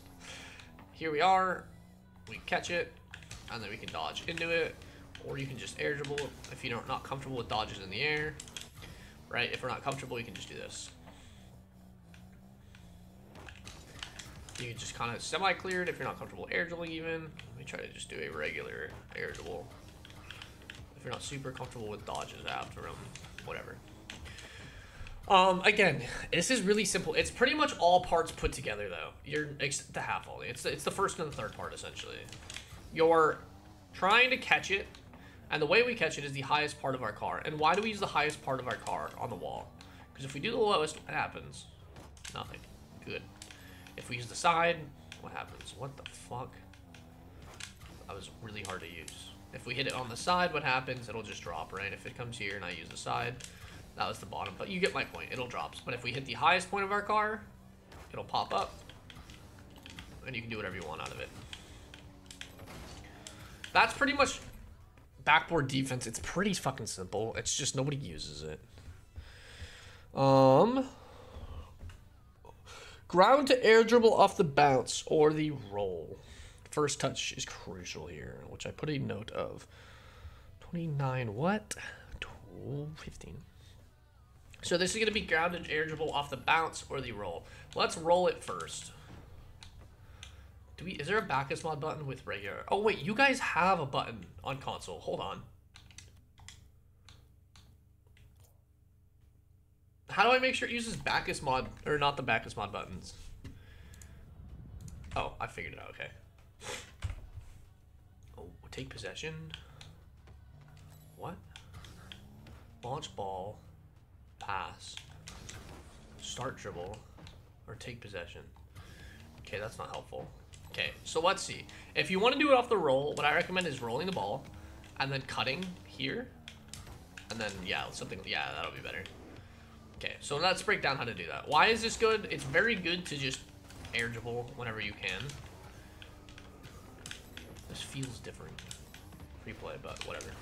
It's good to air dribble and use that, so we're just gonna turn that back on. There we go. It's really good to use this because air dribbling and like being able to air dribble it out of the ball rolling to you is important, because what else are you really gonna do? You're gonna pop it. If there's pressure, you're gonna get challenged, right? But if it's rolling, you can just jump over the pressure and air dribble it out. Or you can come back down. But what we're gonna do now is we're gonna put the ball in our car, roll it towards here, and you're gonna hit here, and you're gonna double jump up into the ball, and then air dribble. How do we air dribble? Do we even go over air dribbling? Nobody asked for air dribbling. Huh. That's actually funny. People ask for different types of air dribbles, but nobody asked for specific basic air dribbling. How do we air dribble? Basically what you want to do is, let's see this, you see the light on the car? There's also a light directly on the bottom. You want to be right in between that. You basically, where the hood of my car is touching the ball, that's where you want to air dribble. Why? Because that's how we push the ball up. So once we're here, or we can go directly under it if we want to keep it, if we want to go slow. That's so weird that nobody asked for that though. Oh, okay. So we're here, and then we just go to that point right there, and we can air dribble through. Okay, so what we want to do, okay, is roll the ball, turn. You want to do that 180 turn. You have to, pretty much. If you don't want to, you can go really far in front. And your first touch, you want to hit towards the net. Double jump, and then try to push the ball up as high as you can. Oh my god. You want to hit the ball as high as you can out of these two, and then just boost after it. And the reason you want to hit the ball as high as you can is because you need height for air dribbling. You do not want to try to short yourself on height, because if you do this, you're not going to get an air dribble. You have to get a good touch and push through it like this, okay? So that's how you do air dribbles off the roll. It's pretty simple. Double jump and just push from the bottom. Do not push from behind the ball like this. You will get too far away. You want to get under the ball and push it up. And then you can try to just air dribble out of it. Air dribbling is something that nobody wanted to learn. Again, you just want to stay, you want to keep pushing the ball. So if I go up the wall here, it's actually funny nobody put that.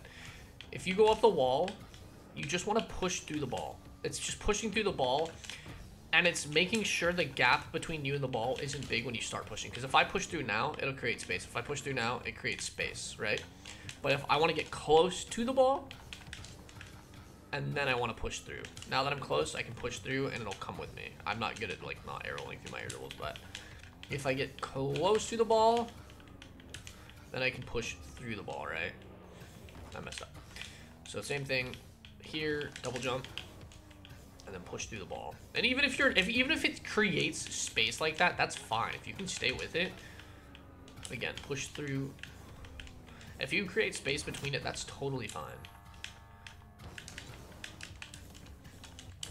It's tough to not create space off a ground to air dribble because you're jumping into it as well as boosting, but that's pretty much it on the roll. You'll pretty much always create a little bit of space, but it's just pushing through it. Now people want to learn how to do a ground to air dribble off the bounce, and this is good if you can ground to air dribble off any bounce. So let's just roll it up, lob it up, pop it up, whatever. Let's say it bounces. If you can air dribble out of any scenario, it is so important. So what I like to do, this is how you get really good. It's make it or break it type of situation. You hit it into the wall. Every time you go for a touch, you have to try to air dribble it. This is what I did to get better. So if I hit a wall, great. Now I gotta air dribble this off the bounce. Pinch. Now I have to figure out how to air dribble that. This is how I learned to get really good at air dribbling off of any scenario. Notice how I gave myself 3 different scenarios and I tried to air dribble. That's like how you get really good at it. A lot of players, let's break this down though. What I want to do when I do a ground to air dribble, I'm not going to go in depth on this super a ton, but you want to make sure you're hitting the ball upwards. You want to make sure you're hitting the ball upwards and you're under control as well. I see a lot of players lose control somehow doing this where they go like this. You just want to hit the ball up as high as you can and chase after it. That's literally what we're doing on a ground to air dribble off the bounce. You want to hit the ball as high as you can and then just chase after it into the air. And that's pretty much the concept of ground to air dribbles. Great. Hit it as high as I can and then chase after it. Obviously don't blast it into the fucking ceiling. Like, don't do this. I've seen people be like, well, you said hit it as high as you can. And they'll do this. You ready for this?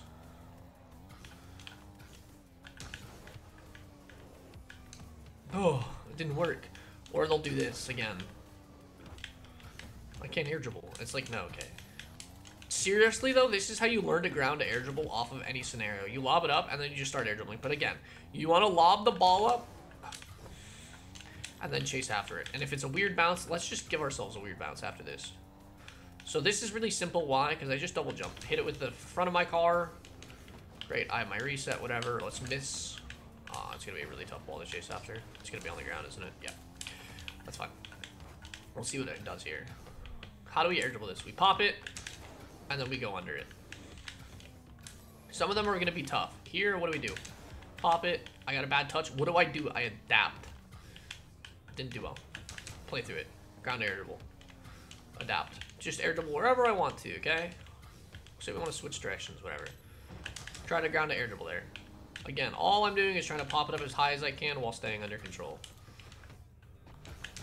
Let's say I want to do that and then try to air dribble this. Not the best first touch. That's okay though, it happens.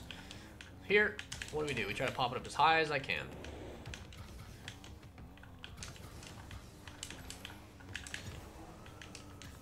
I had to try the psycho. Anyway, that's pretty much it. You just want to pop it up as high as you can. It's seriously all it is. And like people are like, well, how do you do that? It's just hitting it with the front of your car. Like a lot of players just will not take a good controlled first touch when you hit the front of your car. Like if you want to do this and half volley and stay on the ground, like this is fine if you want to do this. Like it really is. But that's not going to teach you how to get a lot better at like learning to air dribble out of any scenario, right? Let it hit the ground and then try to pop it up. And you don't want to go off to the side too. Do not do this. Because then your car will start bobbling and weaving. You want to make sure your car is centered, controlled, and you go straight up. And you can say, well, what does that mean? You know what that means. And a lot of players will sit there and play stupid and be like, well, what does it mean to be controlled? It means your car is centered. Your car, like even if I start an air dribble here, what is my touch there? It's completely centered, right? Or let's do it again. It's a different catch. What's going on here? My car is completely centered. Or let's make it weird. If this is going to be such an awkward ball, okay. Let's make it an awkward one. This might be incredibly awkward because it's against the wall, right? It'll hit the... Okay. Again, completely centered. What did I do there? I half volleyed it because it was really fucking awkward. Sometimes you're going to have to do that. Completely centered. Why do I air roll there? So I hit the ball completely under the in the middle, right? If you hit the ball directly in the center, it won't impact your car. If you hit it off to the side, it will impact your car. Again, what are we doing? Completely centered with the ball. Under control, right? I'm not... Maybe I hit it a little bit to the side, but I air roll accordingly, okay? It's having intention. I couldn't talk more and longer about this because it's so... I mean, I seriously can't talk more about this because it's so simple. And if you think, it's really easy to learn. I'm seriously, learning to air dribble in any scenario is very easy. If you have intention, you're willing to learn how to adapt, right? If I get a weird touch... Uh-oh, I got a really weird touch. Learning to adapt through it is like what's important, okay? Seriously. Seriously, seriously. That drill is incredibly frustrating, though. It took me a long time to learn to just air dribble out of any scenario, but being able to do so is so much fun in games. Work on that. Now we're gonna go over flip resets. What time are we at IRL? I have like 30 more minutes-ish. Hopefully I can finish this. Fuck, I'm not gonna be able to. Okay, flip resets. What do? We roll the ball up the wall. I probably will, actually. We roll the ball up the wall. What do we do then? We hit the ball off the wall. This is where it becomes different. You want to lob it halfway towards the net. That's the same thing. Or lob it as high as you can to the ceiling. Now what I want you to do is this. Hit your break right before you jump off the wall. Just like that. And what does that do? It creates space between you and the ball. Because if I don't do that, watch what happens. I'm too close.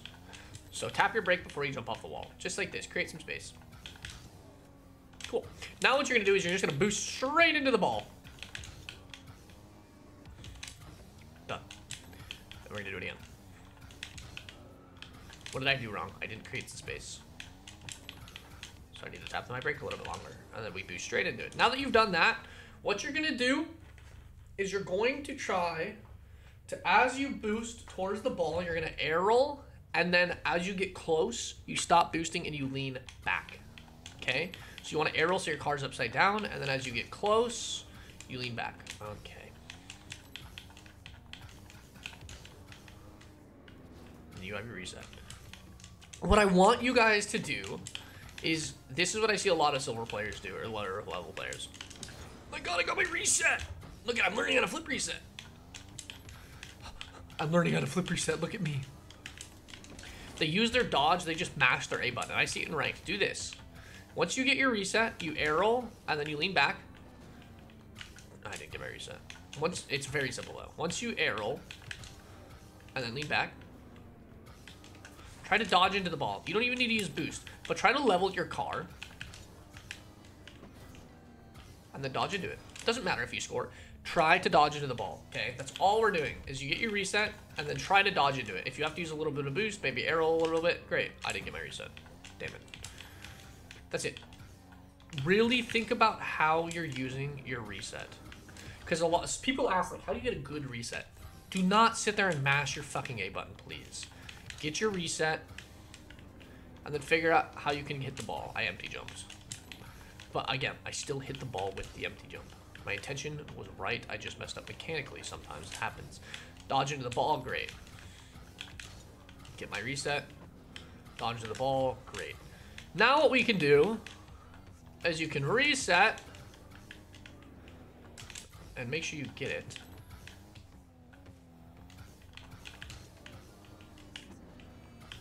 And then dodge into it. Simple.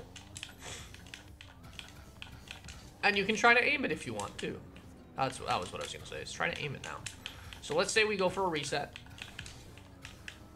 and we want to put it on that. I can't fucking get it simply. Doing it easily is tough for me. Boost towards, air roll, lean back, and I didn't get it. Fuck. But again, you're just boosting at the ball. Boost at it, lean back, and then try to score. And adapt. Fuck, I didn't get the double, but adapting, right? I still tried to adapt. I still tried to play through it. I didn't get it, did I? What the fuck? What the fuck? And you want to get the reset in the exact same spot that you air dribble. If you go too low on the ball, or too behind the ball, if you're too behind the ball, you won't get back to the ball. If you go for a reset like this, it's really hard to get back to it. Okay, I got a double. But if you... Point being is it's tough. Or if you go too far under, it can be really tough if you're not mechanical to get back to the goal, which I'm not super mechanical. Now with that said, also don't do this. I see a lot of players do that. This is why I have you guys put boost into the ball here, is to make sure you get your reset. The ball has the same gravity as your car. It's the same weight. So if I do this and try to float and wait, I might get lucky, but I'm never going to be able to do anything because I'm not near the ball once I get it. Or if you're really unlucky, which a lot of players will be, why am I getting it all of a sudden? I don't want it. You'll do this. This is what I struggled with a bit. Just waiting for the fucking ball to come to your car. It's not going to happen. Apparently it does happen, but it shouldn't. So you get your reset, and then you just try to use it to dodge. Again, it's very simple. Just air roll right, lean back, and you get your reset. And you can even go, like I said, you can adapt. Whatever you want to do, learn to adapt out of it, though. Good. We boost through, get it, and reset. Really try to focus on what your reset does. Because if we just do this like a lot of plat players do, you're not going to learn. Learn how to first just hit the ball with your reset, and then learn how to start aiming the ball with your reset. Cool. We're going to go over air dribble bumps now. This is going to be really tough. This is something you kind of just have to learn in-game. I only say it's really tough because it's something you have to learn in-game. So air dribble bumps. This is pretty much it. You just air dribble, and then what I like to do is make sure the ball's going to be in the air. I'm just going to mostly talk about this rather than show you guys how to do it. You have to make sure the ball gets to the goal in the air. If it's not gonna, if it's going to be something that is on the ground, they're going to be able to just do this.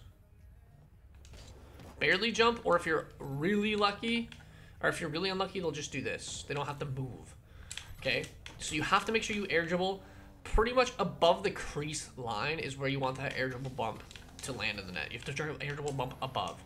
And don't do this. I see so many players fucking do this. Ready? Air dribble bump. Ha! Like, look how much time the ball takes to get behind me. Take up 1 or 2 touches, or even just stay close to the ball. Right? That's going to go crease, or above the crease line. Perfect. And then just go where you think they're going to be, right? You can even air dribble bump. Stay there like coming off the other wall. Right? Air dribble bump, there's not much to learn, but you're going to have a decent amount of boost. And you have to make sure it goes above the crease line so they can't just sit on the ground and wait. And then you can just boost through. And they hit this crossbar. You get the point, though. Make it higher in the net. And then as soon as it's on target, higher above the net, then push through. I didn't mean to hit the ball again. I was trying to go. 1 second. So let's see. Air double bump. 1 more time, and then you go. Great. Perfect. Air double bump. Simple as that.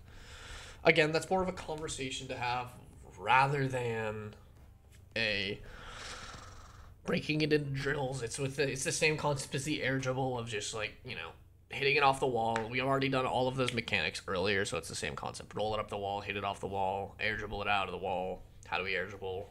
Close the space slowly, and then once we close that space, push through the ball. Great. Ground to air dribble. This is going to be a ground to air dribble. What we're doing is we're here. I haven't talked about, no, I didn't talk about all that stuff. Oh, I didn't talk about flip reset. When to use the flip reset. I didn't talk about 2. Flip reset's really good if you have space in the air to get your reset early, or if you want to change the, you can also reset at the end. I'm sorry, I fucked up. I'm not gonna restart though. You can also get it later into your shot. What am I doing? I'm zoning out. Flip reset, you can get it later into your shot. My bad. Later into your shot as well, and that's just to change direction and speed at the end of your shot, which is very good. Direction and speed is how you throw off your opponents. And then air dribble bumps is really good if there's somebody just sitting in net. Sitting in net specifically, or on the backboard. If someone's back already, essentially. Ground to air dribble, when is this good?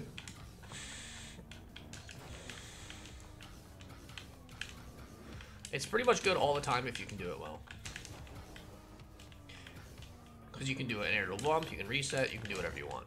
These are very good to use just pretty much all the time. Ground to air dribble when it's on the top of your car. These are good all the time. When to use these? Again, all the time. I just reiterated myself because I'm getting fatigued. Pizza time. Yeah, good all the time. Let's break down how to do it. So you need the ball directly in the middle of your car. Like that, not like that. Like, hello? Like this. And you can even, I guess, practice it like that, but I wouldn't recommend it. So what we're going to do is we're going to dribble. Now that we've learned how to dribble, you're going to double jump, where it pops just like that. Perfect. Now what you're going to do is as soon as you double jump, you're going to lean back and push it upwards. Now then you're just going to adapt. You're going to have intention and you're going to adapt, whether you like it or not. And there's not much else to it, okay? A lot of players will get in front of the ball. Here's the thing. You have to match the speed of the ball. Notice how we match the speed. You can even put it a little bit on the front if you want to boost through it. But I see a lot of players do this.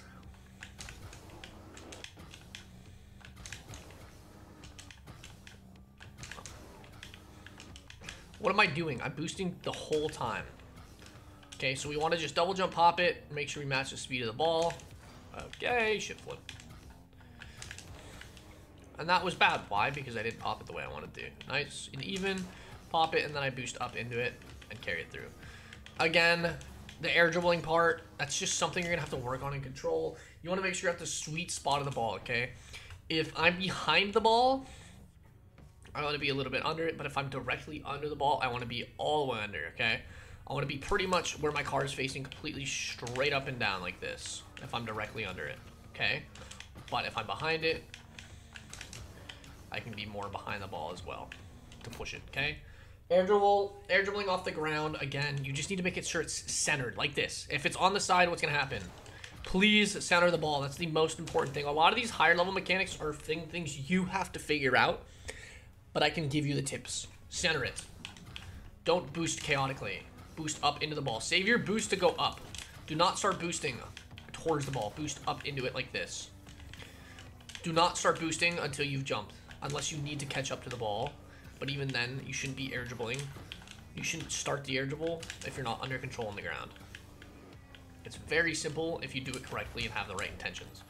The right intentions is centering it, double jumping, popping it, use that boost. You can even double tap if you're not named. Boom, double tap. Please, man, I just want to double. But yeah, it's very simple. Sometimes. Sidewalled redirect.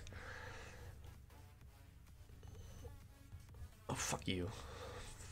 Okay, sidewall redirect. What is it? 51.25. Okay. How do we sidewall redirect? Simple. What I like to do... Let me make sure. Again, these are things you have to practice with backwards mod buttons. There's a pass ball button, I think, though. So let's set the ball here. What I want you to first do is just jump. I want you to get on the wall first off. If you can't figure that out, you probably shouldn't be watching this. And then you're just going to literally face the goal. Jump off and face the goal. Except jump off where you're still floating upwards. Okay? Jump off, face the goal. Great. This is so easy to do. Set the ball down.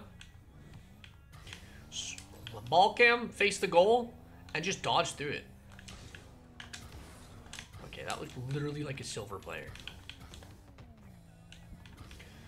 This might be a really bad pass because it's too close to the wall, but yeah. And then adapt. Okay, I'm pressing the wrong buttons. Beautiful, we're on the sidewall, right? It comes to us. Dude. This might be something you need an actual training pack for. But again, you don't really need it. You just need to understand the concept.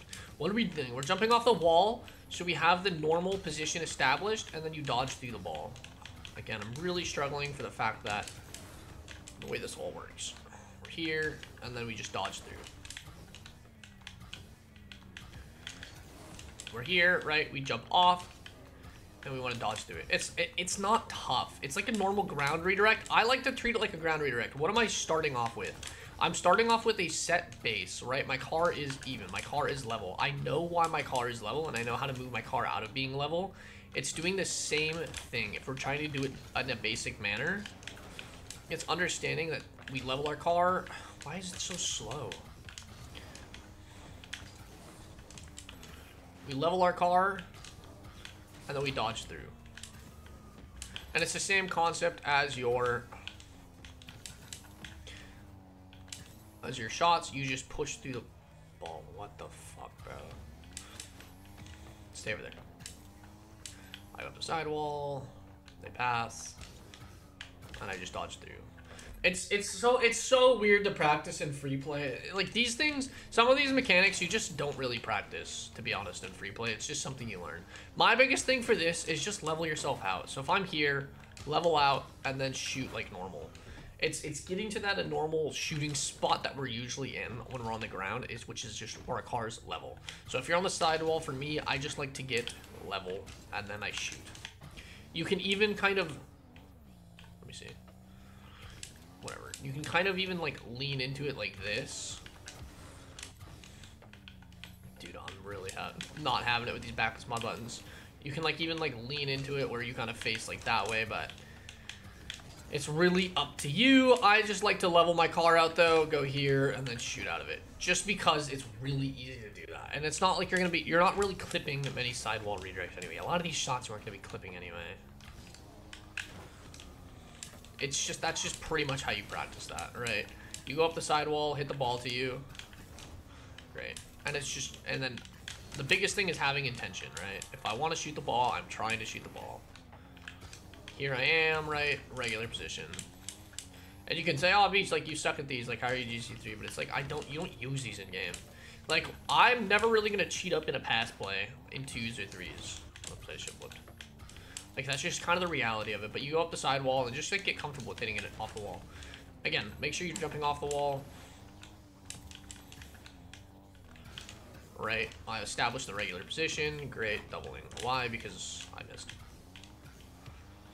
Okay, that's pretty much it for sidewall. Like some of these mechanics are kind of like stuff you just need to practice in game, and even then you're not going to get them much in game.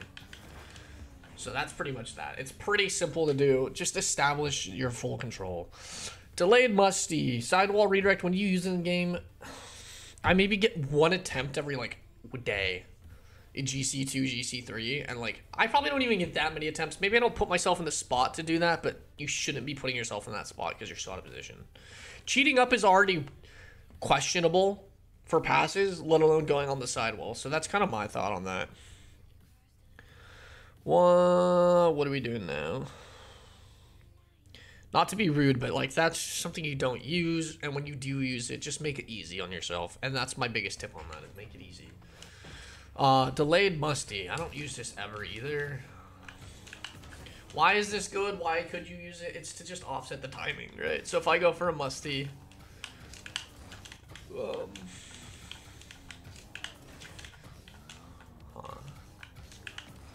if I go for a Musty, let's say, I don't use these either. A lot of these mechanics that you guys are asking for, I don't really use a ton.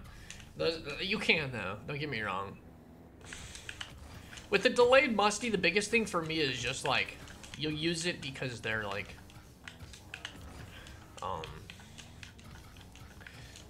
maybe because you used a Musty 2 or 3 times and like now you're just trying to offset the timing. How you do this is, that's the same concept as a Musty doing this, except now you're canceling the flip cancel concept. You're canceling the front flip, or the back flip. So we cancel the Musty. So once you do the Musty motion, cancel that all the way. And how do we cancel it? Oops. By pushing our stick back to the top. So our stick basically goes down, up, down, up. Down, up, down, up. And then how do we get the flick at the end of it? We let go of that motion. So you see how your car kind of flicks a little bit at the end? You want to let go right before your dodge is about to end. And that's kind of just knowing the timing. If you do that, it's because your car didn't go down far enough like that. Same concept. That's kind of what your delayed Musty is going to look like. Your Musty has to be squared completely. There's no getting around that. You have to have the ball directly in the middle of your car. That's your delayed Musty right there. Pretty much all it's going to be is that. I don't use it much. I don't think I've ever really used it. It's a core part of the game though, like understanding how to flip cancel and also why your Musty works the way it does. Like, don't get me wrong, it's in a core part, but that's pretty much it. Now we're gonna go into Breezi. Actually, you can play this on the piano. That's funny. Breezi. What we're gonna do here is we're gonna tornado spin a few times. How do we tornado spin? I like to air roll right and then hold left. If you're air rolling left, hold air steer right. I air roll right and hold left. Air steer left. Just like this. Do it a few times. Now that you've done that, cancel your air roll when your car is facing straight up. Once your tires are in the air, okay. Once you're like, the front of your car is straight up in the air, you cancel. Now, once so you're basically watching the front of your car. So when when your front tires are facing up, you let go of your air roll right. When your car is facing straight down, you backflip. So this is what it looks like. So when we arrow, let go, snap. Why? Because car is facing. Watch those front tires. They're in the air. Once your tires are straight up, your front tires are straight up in the air, let go of arrow right. Once your tires are facing straight down, you backflip. And this is what it'll look like. I tried to double it. But yeah, that's what a Breezi looks like. Ball has to be very on front of your car. Boost accordingly where you think you're going to have to boost. A lot of players just do this. Or they'll do this.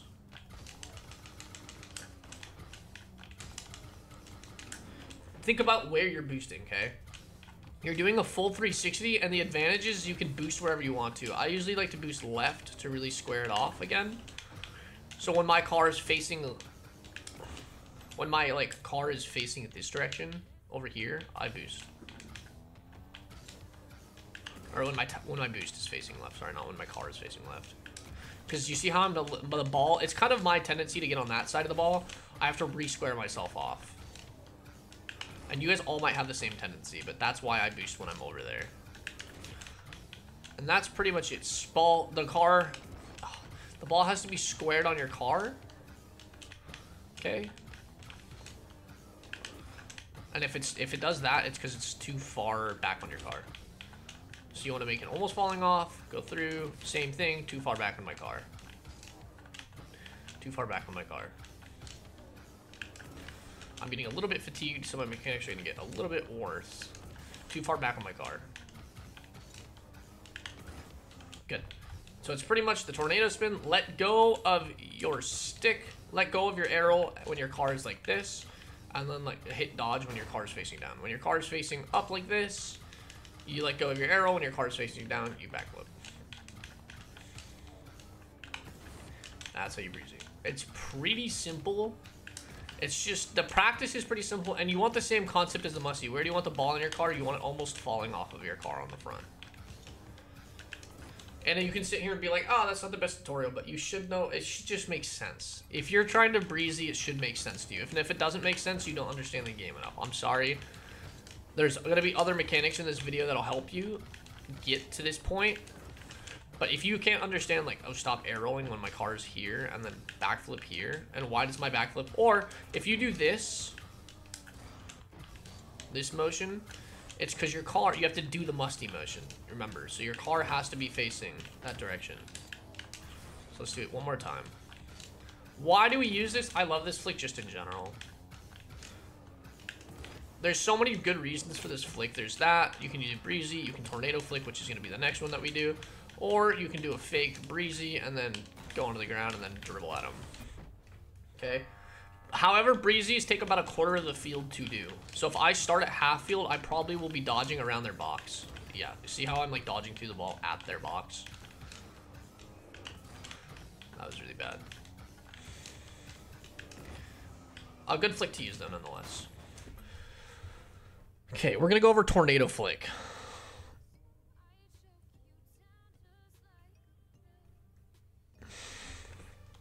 When is tornado flicks good, and what are they? I use them to flick top left. And how do we do these? So what I like to do... Oh, fuck, it's gonna be really tough to explain this. Wait, you just do like a reverse tornado spin? You tornado spin? So basically, I guess you just tornado spin. I've always been doing it differently to get the ball like more squared. Like, I love this flick because I can get really far over here and then like actually flick it pretty well. Yeah, you pretty much just, so you put the ball on the left side of your car, tornado spin, and just boost. And then you're gonna have to arrow just a little bit through. Really, basically you want to, this is what I'm going to tell you. You want to tornado spin like this. And tornado spinning is just arrow right, and air steering left. Opposite if you're using arrow left, you're going to air steer right. Now with that said, if I'm tornado flicking with arrow right, which is what I do, you put on the left side of your car, so you end up over there, and you just backflip. You pretty much just want to get to where I am too. Where I am on the ball. You see where my car gets? It's gonna take different boosting in different spots, but you're pretty much that means I was too far under the ball. Again, ball wasn't far enough on the front of my car. But notice where the point I get. It's really simple actually. It's just tough to explain. Tornado spin and then watch. This is where you want to be on your where you want to be according to the ball. Tornado spin, right? I'm like below it but behind it and on the right side. And then I backflip. Or I side flip there. Like I said, I like to do it a little bit differently. But you can just backflip like that. It's just literally a tornado spin and a tornado spin, and you want to end up where your car is facing it this way. So let's tornado spin and end up with our car like this.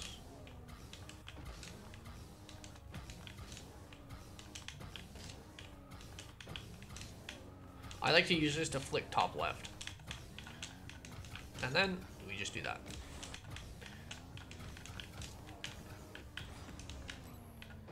Or you can flick top right if you have air roll left bound as well, but I don't. That's pretty much it. Notice, knowing how to tornado spin isn't the biggest part of it, but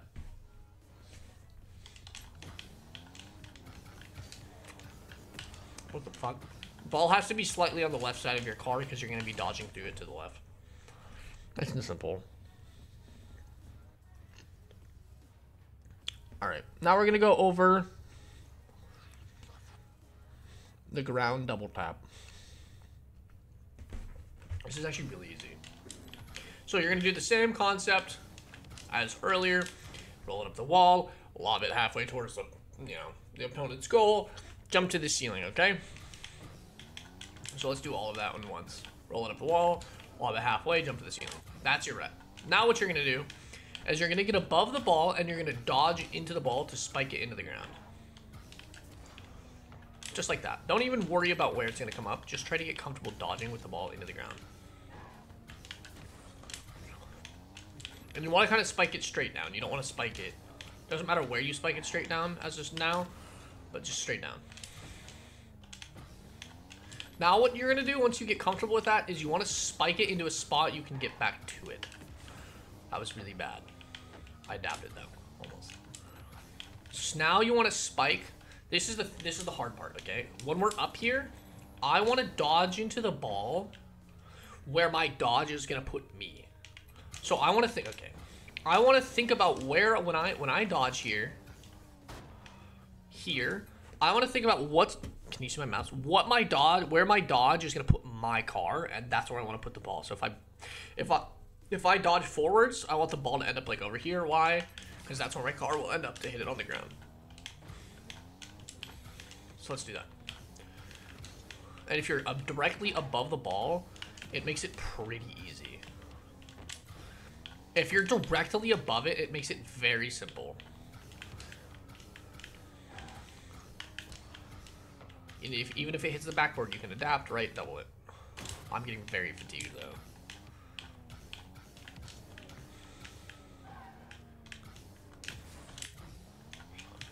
Same thing. All right, let's actually do it here. So we get to the ceiling. And even if you do that, like, that's okay to mess up. I hit the ball because I got 61 miles an hour, but then it was great. So I want to be directly above it. And then where does my car end up? That was really bad. Again, sorry, these mechanics are going to get worse, but I'm just going to be breaking the drills down. I'm not trying to, like, perfect them. See, nice and simple like that. Okay. It's just hitting the ball into the ground where you think it'll come back up to your car once you dodge. Okay?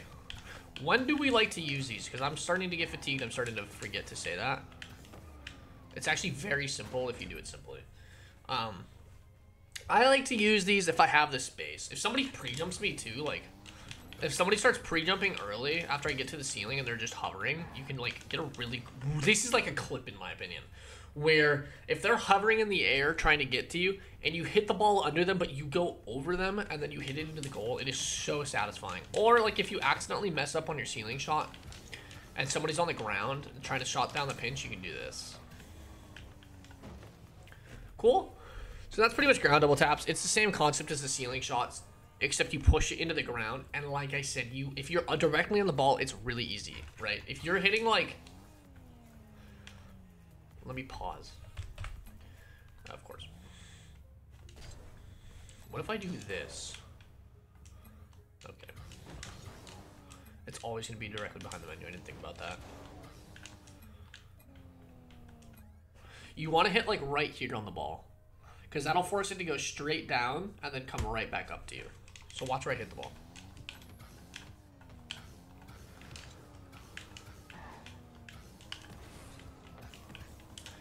What was wrong? I was too far behind the ball, right? I want to spike into the ground. I don't want to spike it towards their net.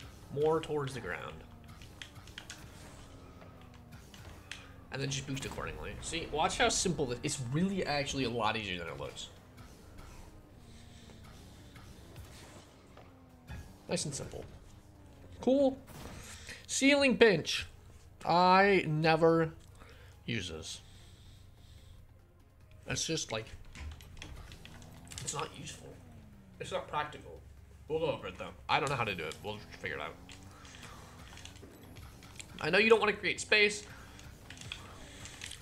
How would you do this?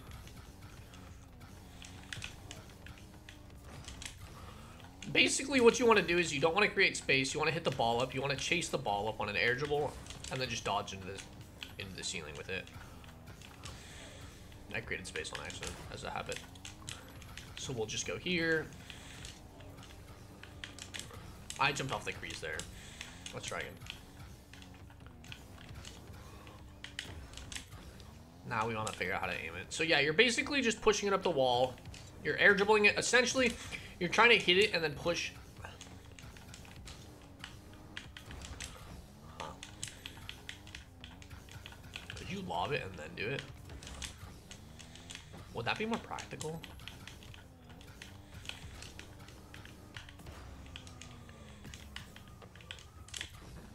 So what you want to do though is you want to make sure it gets to the ceiling. Yeah, I don't think that's more practical. Let me figure this out really fast. I know you want to roll it. There we go. I think I figured it out. Let's try that one more time. I'll explain it to you guys. Yeah, okay. I don't know how to aim it. Fuck that. For now, what you want to do is you want to roll it up the wall. And you want to get to the point where you're boosting straight up into the ceiling with the ball. But you want to jump late enough on the wall where you still have your dodge like that.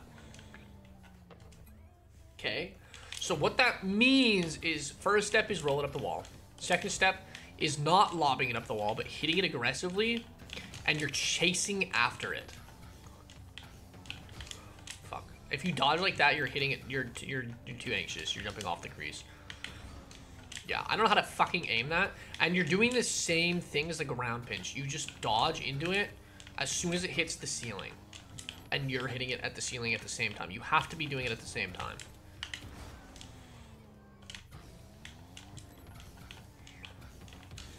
Bad touch. What happens there is I'm not under the ball enough. And you have to be... Okay, here's the thing too. What makes it tough is you have to be really fast as well. Because if you're not fast, you won't have your dodge when you get to the ceiling. I jumped too late and the ball was behind me. Maybe I would use this in a game if I knew how to do it correctly. Here's the thing about this. I'll get back to you guys as well as a speed flip. You might actually be able to use this in a game. Might. But yeah, so you want to be under the ball and you want to push it up into the ceiling. You want to hit it to the ceiling. You want to push up after it in the ceiling. But you want to do it fast enough where you still have your dodge to slam into the ceiling with your dodge and the ball. Like that. This is actually kind of interesting. I might actually work on this later. If you guys have questions about this in the speed dribble or in the speed flip, please let me know. Or anything, let me know. If you were even watching this segment alone, thank you so much. But yeah, so ceiling pinch, roll it up the wall, but instead of lobbing it, hit it as hard as you can, but chase after it to push it into the ceiling even harder. I guess you can create a little bit of space, but that wasn't a good pinch. This will be addicting to learn, as well as... Yeah, there we go. Oh, yes, okay. So let's break this down. I roll it up the wall. And then what I do is I push it towards the ceiling with power, and then I chase after it and boost through, and then just get to that point where I can pinch it against the ceiling. And it's like, oh, well, you didn't break it down. The biggest thing is making sure you hit it. It's the things to highlight are just hit it straight up, chase after it, and push it through. Push through the ball to the ceiling. You're pretty much air dribbling the ball into the ceiling as fast as you can. And once you get to the ceiling, dodge through it.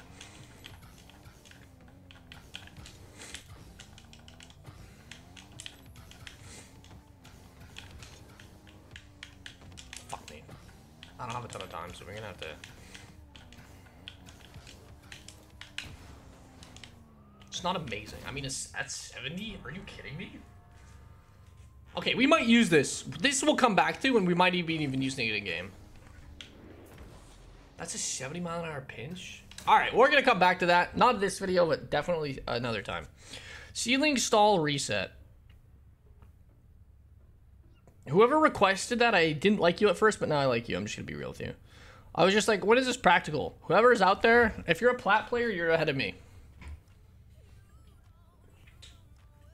Ceiling stall reset. So we want to get to the ceiling like normal. Just like this. And that's your ceiling stall reset. I'll kind of break it down now and I'll actually do it correctly. But the whole setup is the same as the advanced ceiling shot. When to use this, it's more flashy. It's just cool. It's fun to do. Some of these, a lot of these are going to be actually just flashy. Now with that said, how do we stall? You have to arrow right and air steer left at the same time. Or if you're arrow lefting, you're using arrow left, air steer at the right time. Right. But this is what we're doing. And now what the beauty of this is, you can kind of just spin while doing it. Hold arrow, or hold air steer left, and then dodge right. And try to make it so your car does not a tornado spin, just tap. Tap your arrow right and tap your dodge at the same time.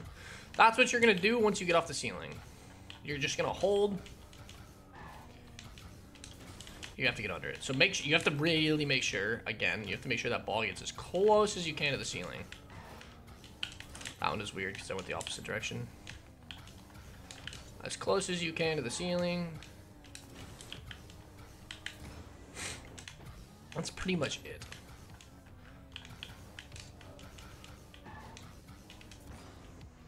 Here's the beauty of this, is you're doing a 360 upside down.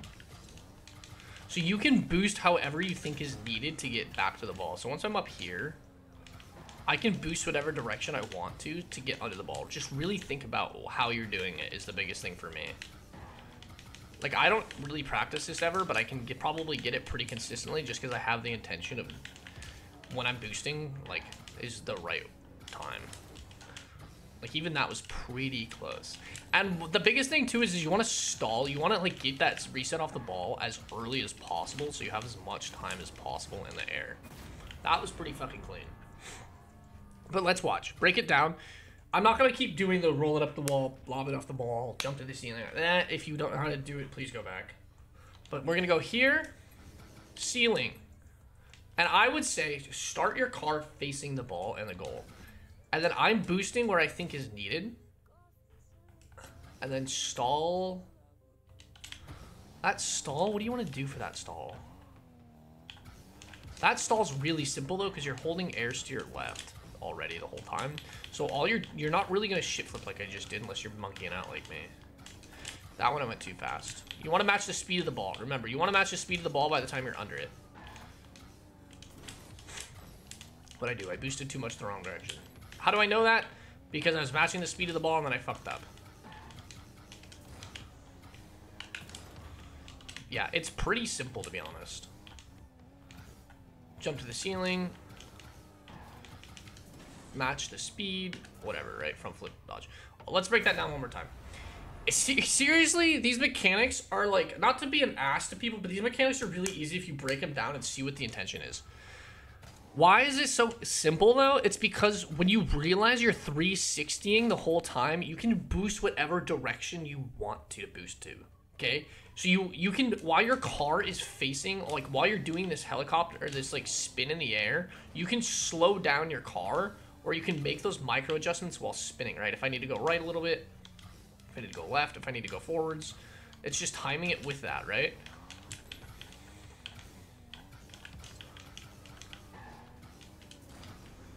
I got the reset. I need to be more straight under the ball. Again, matching the speed with the ball. I didn't do that perfectly.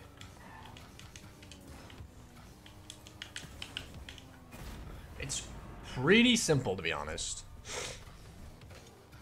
So look, I match the speed, get under, and you just get your second reset. And that you just use however you need to.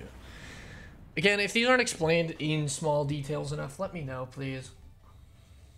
I have not made it this far in the video. The farthest I made it was the tornado flick before twice. I made it to the tornado flick. I made it to the breezy flick.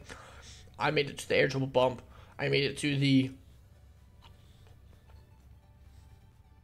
delayed musty once. I made it pretty far multiple times.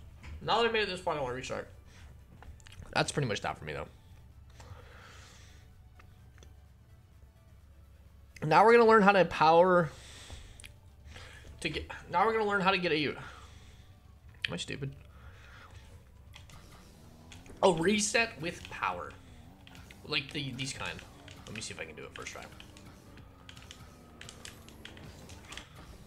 That's kind of weird.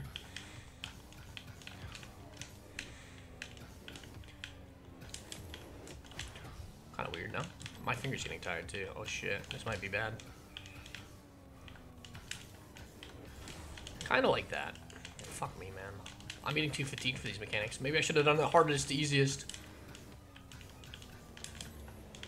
Fuck.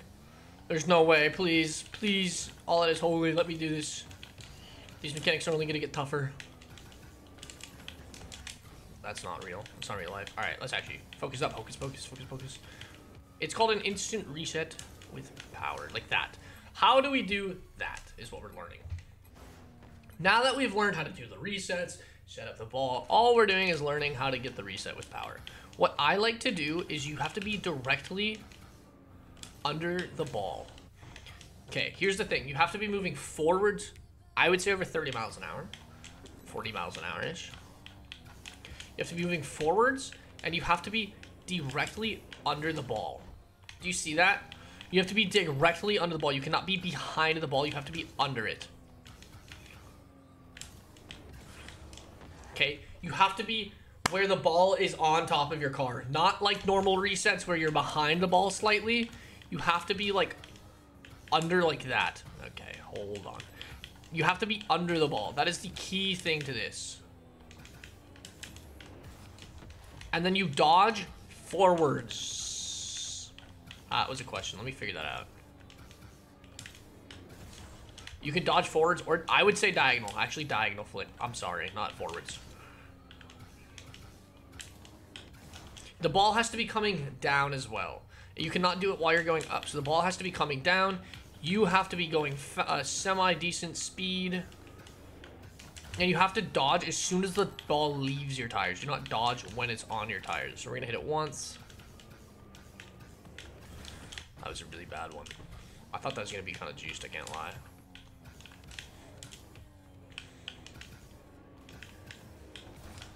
Really bad.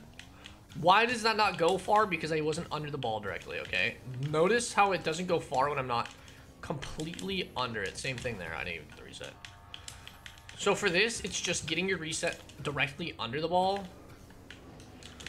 There's no way to get it. Directly under the ball while the ball's coming down. And your dodge, right? You dodge as soon as the ball leaves your tires like that.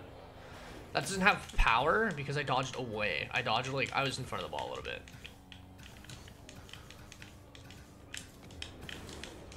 What happened there? I dodged with the ball. I dodged actually just to get another reset. I didn't dodge the right way. Just like that. So watch how we do that. So again, you have to be, look how far I am directly under it almost. And then by the time I get my reset and use it, I'm directly under the ball. And then you can side flip through or you can front flip. I like to diagonal flip or side flip though. I guess you could front flip in theory, but directly under it, maybe a little bit behind it, but not that much. Yeah, that's gonna be your movement there. And then you want to diagonal flip.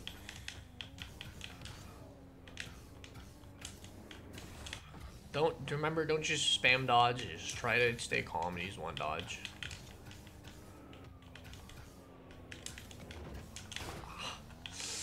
I'm getting fatigued.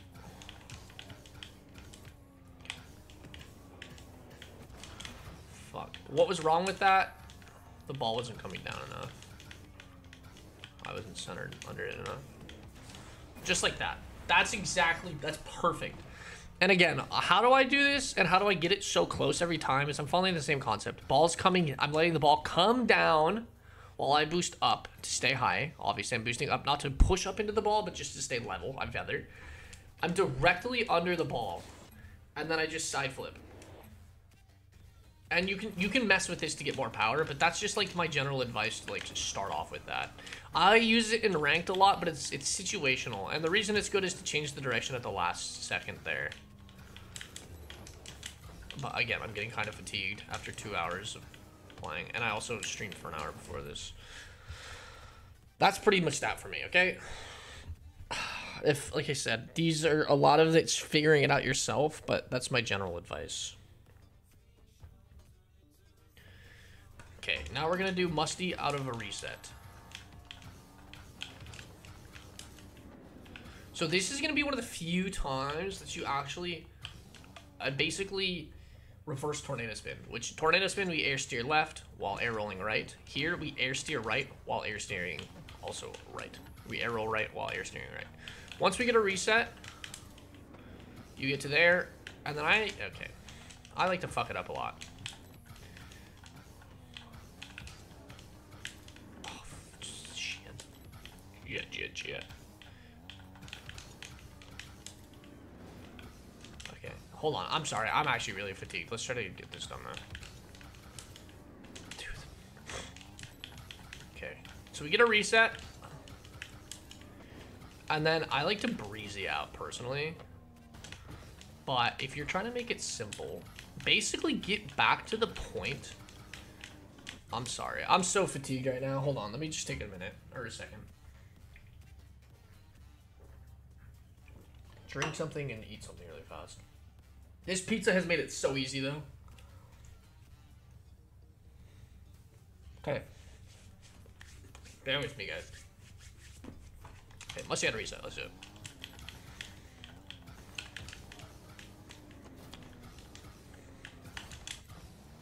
I like to breezy out of it just for style, and I'm used to doing it. But what you want to do is you want to get here. You basically, here's my advice for getting a good musty on the ball. You want to space yourself out. Like, let's put unlimited dodges on for a second. Just to show you what I'm talking about.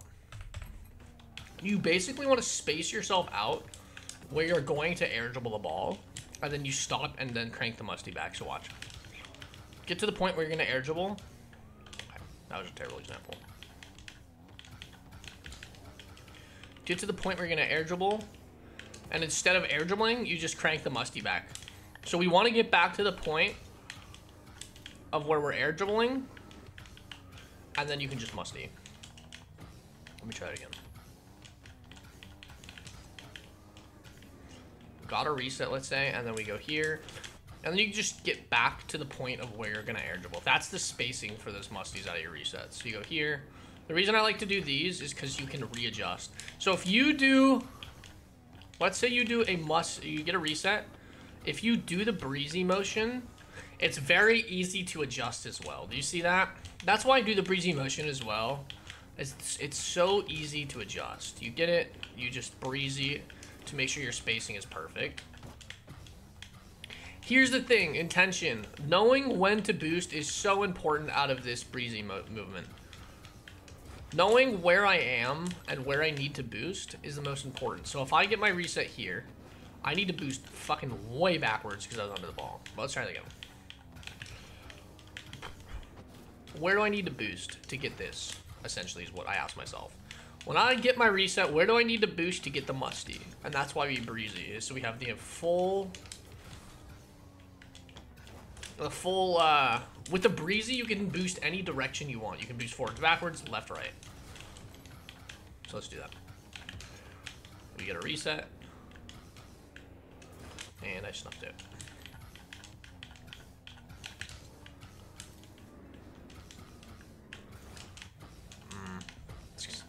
Let me think about this really fast. Yeah.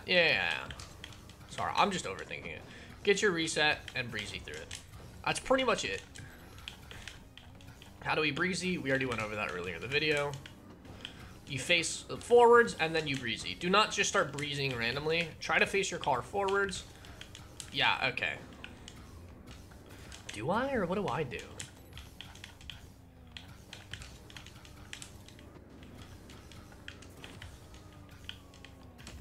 Let's watch that.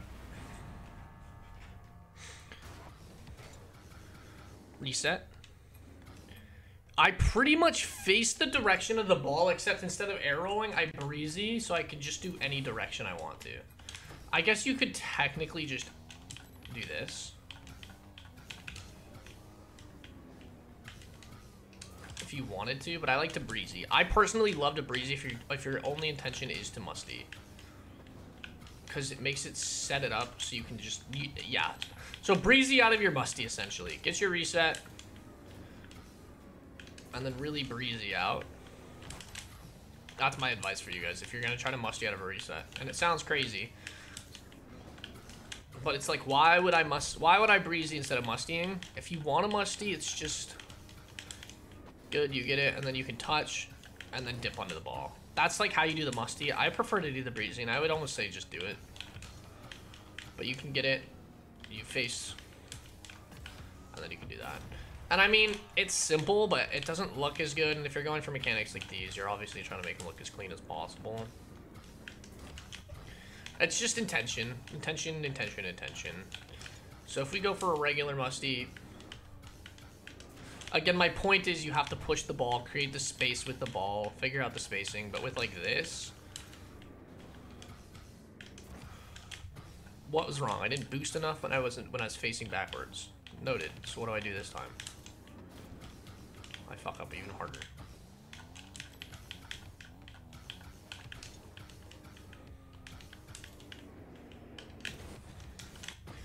Oh, I still remember to dodge the thing.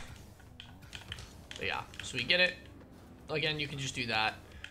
That's like the reverse tornado spin that I was talking about earlier. It's just, I don't use it, and I don't recommend doing that. It's easier, but it's not as accurate because you have to, with this you can kind of just do anything out of it.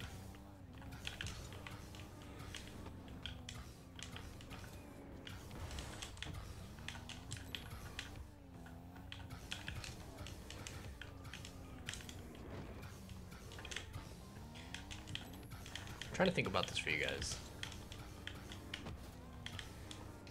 Yeah, I just don't like the musty right out of it. Let's see. If you reverse air roll and then touch it, then you can technically musty. So yeah, reverse air roll and then air dribble. If you're just looking for that advice, get your reset, reverse air roll, reverse tornado spin. And even then, it's still pretty fucking clunky. We get it, create the space, and then you can dip under for that. But yeah, I would recommend like doing the breezy motion. So you get here, you reverse air roll, and then you breezy. And you can even do a flick like that. Like that's a tornado flick in the air. But yeah, I recommend this. Get your breezy, or get your musty, set up, then breezy. And that sets up your spacing for the musty.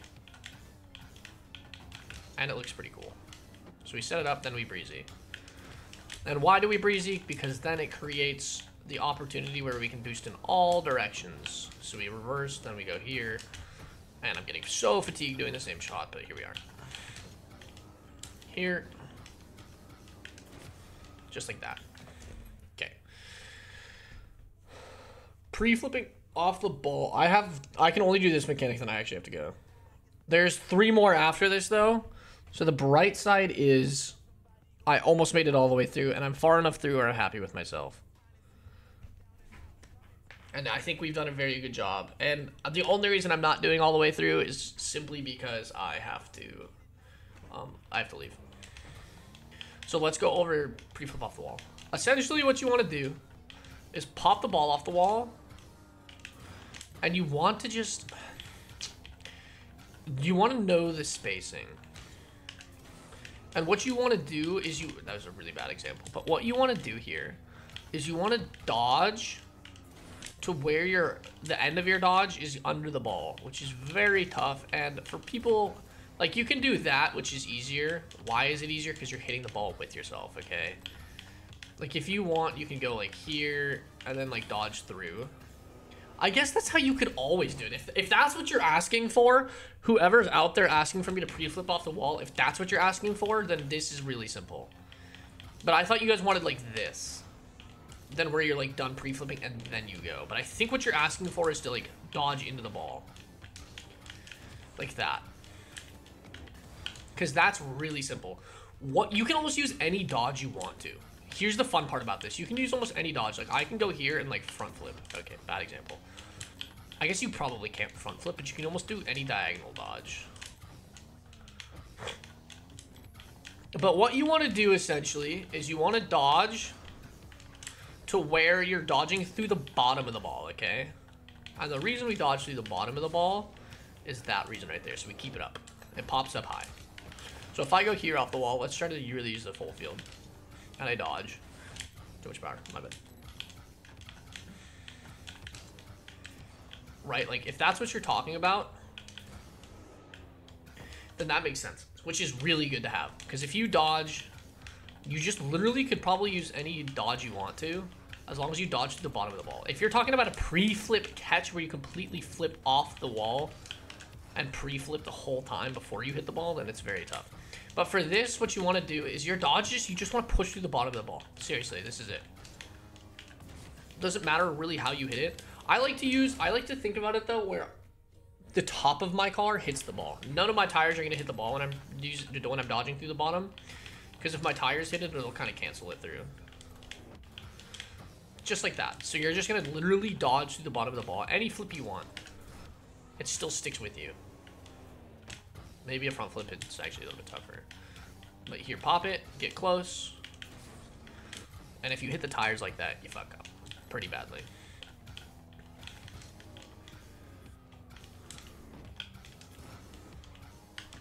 What do you think? Yeah, you're just literally dodging through the ball. Through the bottom, though. Oh, that was such a good setup, dude. And that's it. Pre-flipping off the wall to catch it, though. Let me see what you... That seems really tough. I don't think anyone's doing that. And if you are, you're probably looking for the wrong person to teach you that. I mean, you just need to... I guess it's not super tough. It's just knowing this. If you're pre-flipping off the wall to catch it like that, you have to... It's just knowing the spacing of how far your dodge is going to throw you forwards. But with these, just take your time. I guess that's it. If that's what you're talking about too, it's just taking your time. Like, go slow. Go slow up the wall, lob it off, and then dodge pretty much into the ball. But you want to dodge to the bottom of the ball. Too powerful.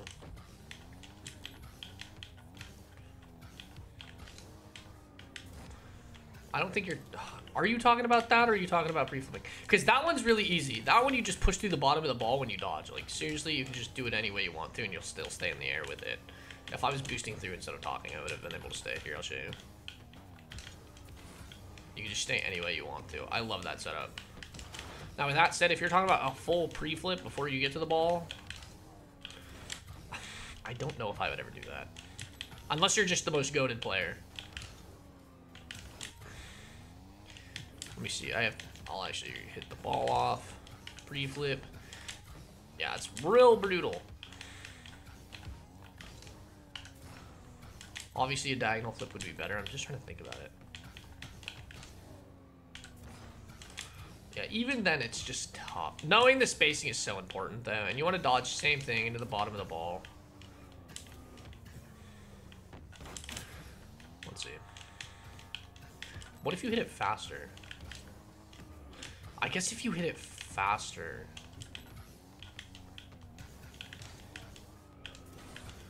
You can stall out of it, too. It should be kind of cool. Oh, wait, a stall setup like this? Let me see this, though. I'll do your thing first. Yeah, it's pretty much like... If you're doing that... Here, watch. You have to know the spacing. You just have to know the spacing of your dodge and how much slower you're going. And it's pretty much a diagonal flick.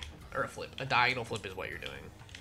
If that's what you're talking about, this is a diagonal flip. To get back to it. Yeah, I think that's diagonal flip. And then make sure the boost is facing straight up so you can boost up into the ball. If this is what you're talking about, then great.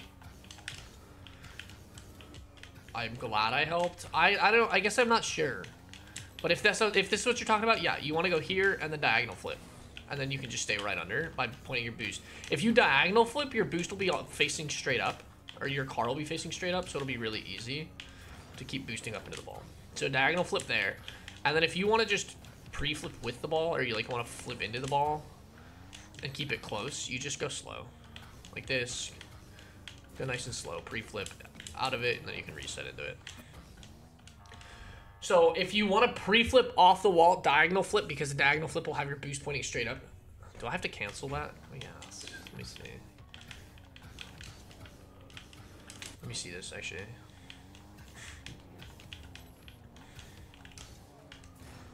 No, you really don't. It's just a diagonal flip, and you just kind of adjust at the end of it. Okay. Diagonal flip if you're trying to completely pre-flip under it. And then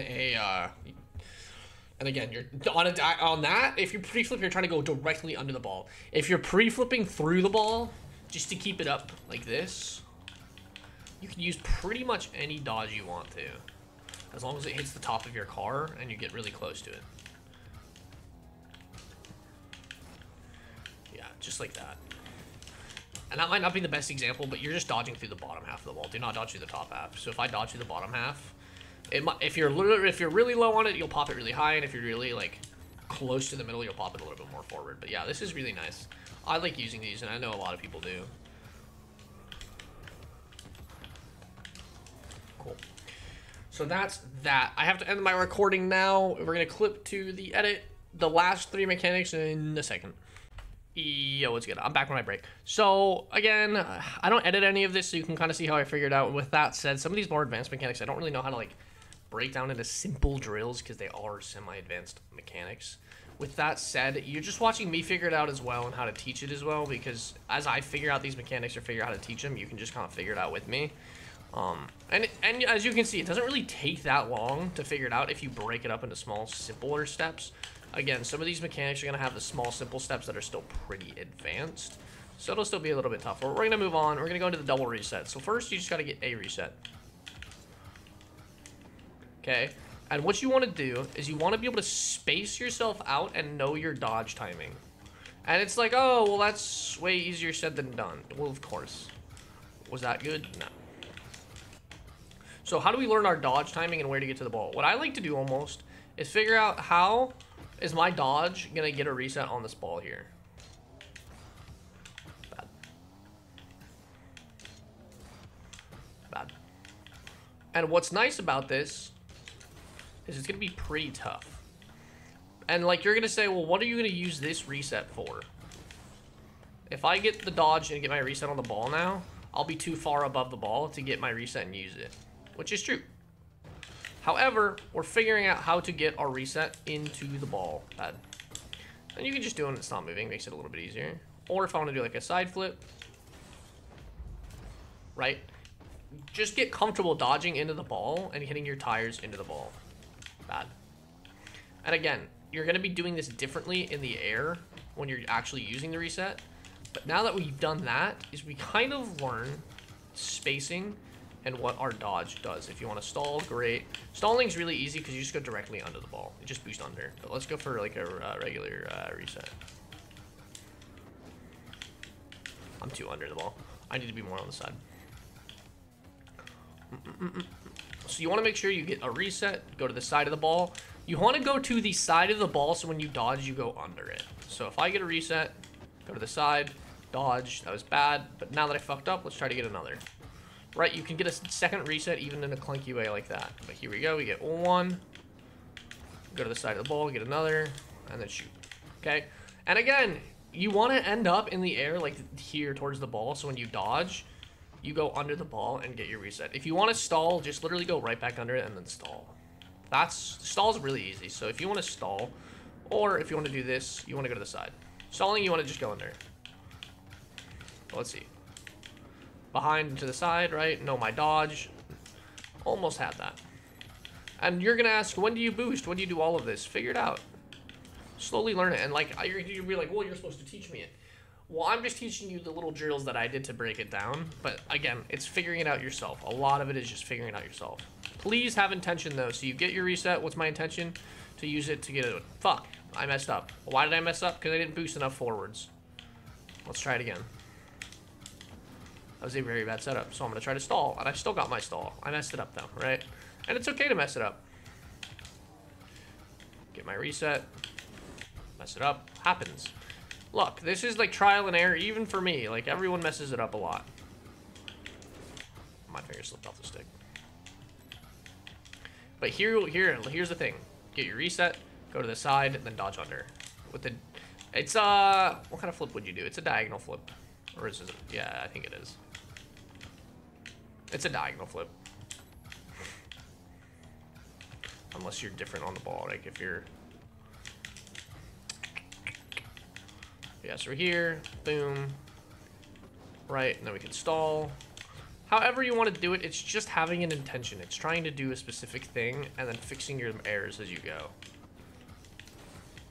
Again, what did I do? I was too far away from the ball. I let myself get too far away.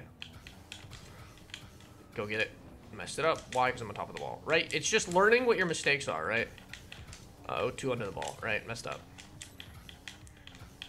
Uh-oh, I whiffed the ball kind of thing, right? You're just making mistakes and fixing them. So with the double reset, you need to get a very controlled first reset. And I wouldn't even call that a controlled reset because it pinched into the ceiling. But you need a very controlled first reset. And then you can do whatever you want out of it. Right? Stall. Or if you want to, you can go off to the side of it, get your reset, and then dodge under. If you don't get your reset, tough stuff. Messed it up. Bummer. I often get too far away from the ball with my double resets, as you can see. There we go. And it's really tough aiming these as well. This is why this is at the bottom of the list. And I could say, oh, like, I really haven't learned these, to be fair. To, like, use these efficiently in games. I'm more of a comp player, so these last few mechanics I don't really use much. It's just trial and error. And again, if you mess up, like, try to play through it. I don't usually for these videos, like I said, just because I'm teaching. So stall resets, just go straight under the ball and then stall. It's pretty simple, but for these, like, dodge resets, I messed up, sorry. These dodge resets, it's just knowing the spacing and know how to get to that spacing, alright? So I get my reset, and even then, I'm just a stall master right now on accident.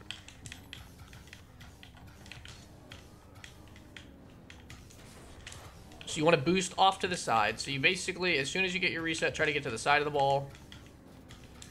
I couldn't get to the side because I didn't get my reset. It's tough because you do want to really get onto the side of the ball when you get your reset. Off to the side, so I can get back under. Right, it's just, it's clunky. It's a lot of trial and error. Again, once you get your reset though, you see how I get my reset? I go off to the side, and then I dodge under with a diagonal or a side flip. Okay, nice and simple. Obviously not. Off to the side. And what happened there? I was too far in front of it. So I went, my reset was too low on the ball. Knowing what your mistake was and how to fix it will help you a ton. What did I do wrong there? I was too under the ball as well. What I noticed with, if you want to double reset, you want to be more on the back of the ball rather than like under it. Yeah, that's probably my biggest tip right there. If you've sat here and watched me fail double resets for the last 5 minutes, congratulations, you figured out it with me. You want to be more behind the ball rather than under it when you go for that second. Sorry, I was looking at my phone. More behind it rather than under it, so then you can dodge back under. And if I mess up, what do? I chase it down. It went in. So yeah, double resets, you want to be behind the ball. Because then that creates the space to go back to it, which is actually very good. I just learned that. I didn't know that. That's why I was having to stall so many times. If you want to stall, go under. If you want to go for a double like this, go behind. Huge piece of advice I just gave myself. If you made it this far, you pretty much got a cheat code. If you want to go for a stall, go under the ball. If you want to go for a double reset with dodges, like... Yeah, I was way too close. If you want to do a double reset with dodges, go behind the ball. Yeah, okay, cheat code. I literally figured it out. That's pretty much that for double resets. Hopefully that's enough to satisfy you guys in a sense. Like I said, these last mechanics, too tough to really sit there and break it down into simple drills. That's what I figured out, though. Sat there and gave it 5-10 minutes. Good effort. Reset, double tap. I don't use these a whole lot. I use them a bit, but not a ton. So what I like to do is you have a button called launch on Bacchus mod, which essentially is the left button on the normal thing. So dribble the ball, or hit the button so it's here, right in front. Launch it, and that should hit it towards... This is reset double taps, by the way. So it's using your double tap. So after it hits the backboard... Why is it not hitting the backboard? You want to go up, and instead of...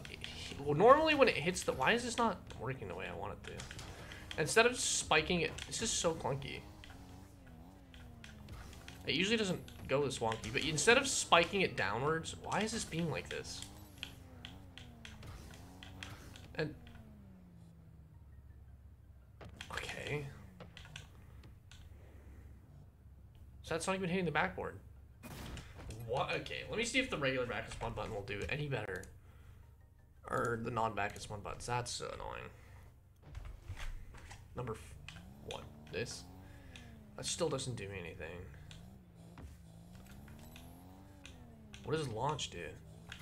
Oh, it's to start an air dribble. This is... I mean... You can set it up if you want to. Let's figure this out really fast. Again, I'm not editing this out so you can kind of figure it out with me, but... If you have Bacchus mod, this will be a whole lot fucking easier to practice. What am I looking for here? Quick settings. Wall read, ceiling shots. For back wall clears.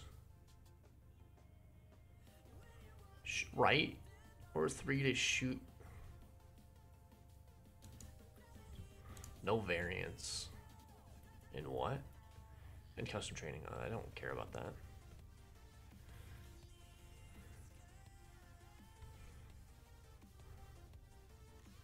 Let's try the other modes and see if anything is better than that.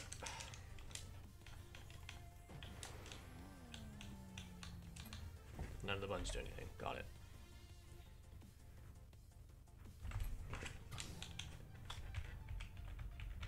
No, wait. Those buttons do nothing. Wall in mode.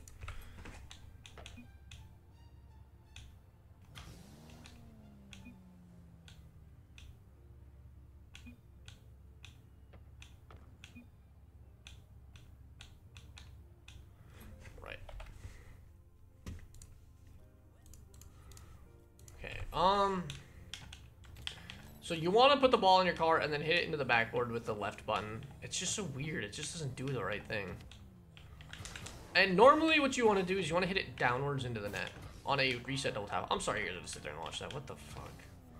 Normally you want to jump up and spike it.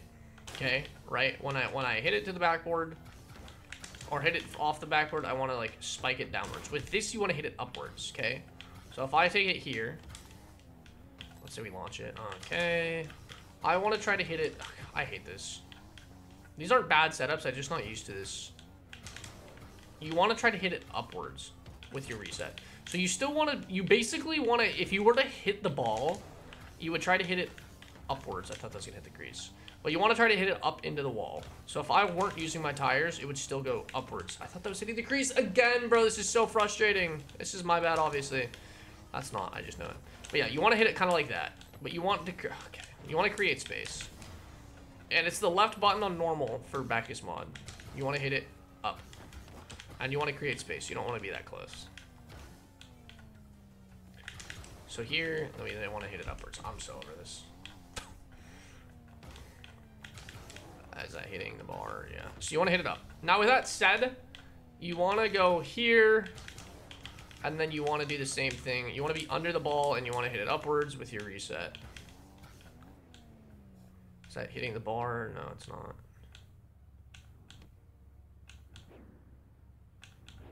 None of these are going to go in, are they? Okay, that's cool. Yeah, that's really fun. Thank you.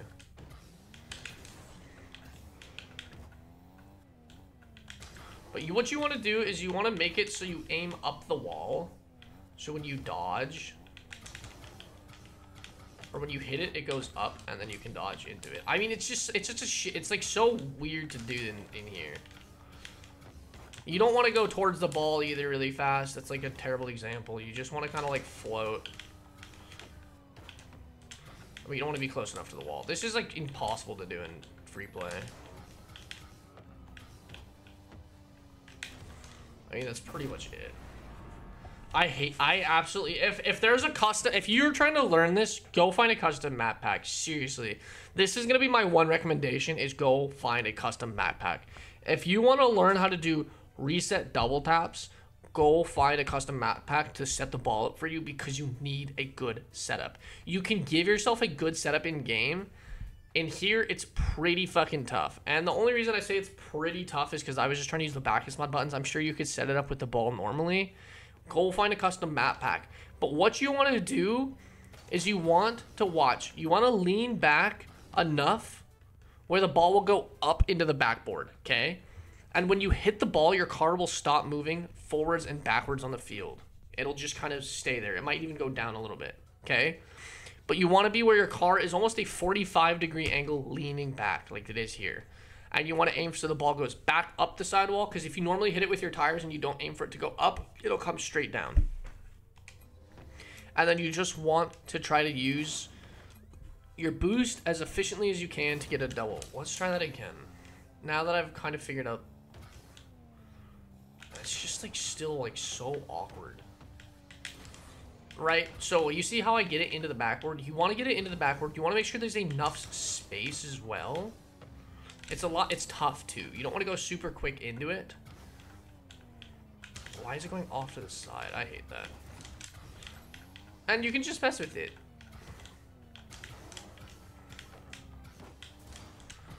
Huh. What did I do wrong there? I didn't hit it high enough. Oh my lord. Tried to adapt through it, but it didn't work. Didn't hit it high enough. It's gonna be a tough one. Didn't hit it high enough. It want the ball also. If the ball's back low to the crossbar, you're not really gonna be able to score it. Tough. This should be a better one. Oops. But yeah, so you want to lean back. You want to make sure your car is kind of a 45-degree angle upside down, like this. Oops. So you want to try to aim for it to go back into the sidewall. You can kind of just float there. That's a bad touch. You obviously want to be moving forward a bit, but not so much where you don't create space between you and the wall. Bad. Why? Because I misread it. I guess this isn't terrible for it. I just don't really know how to do them very efficiently. But yeah, it's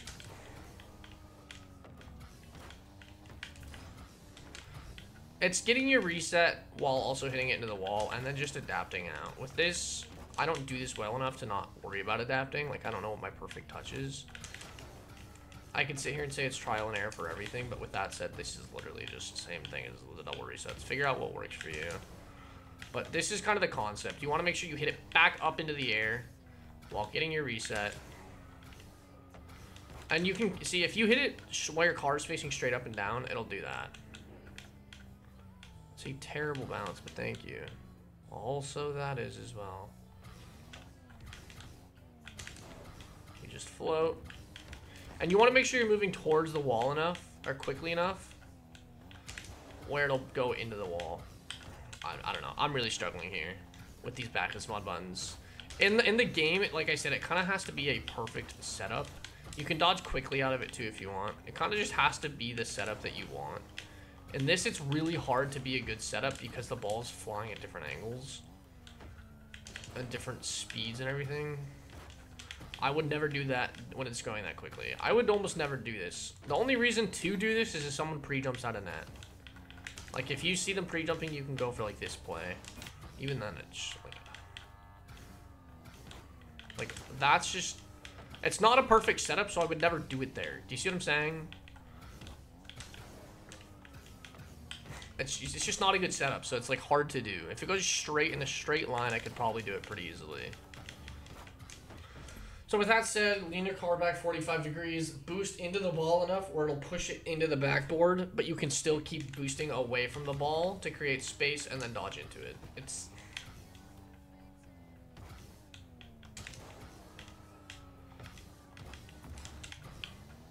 If the ball went in a straight line, I would not struggle here as much. It's just weird.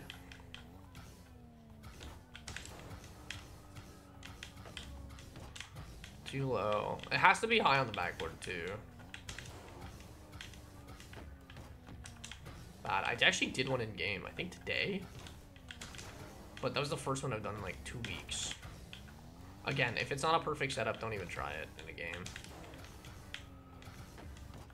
It has to be a perfect setup, and the reason you use it is so if somebody jumps out of the net for the ball, when you're going for a double or a shot, you can just lob it up over them.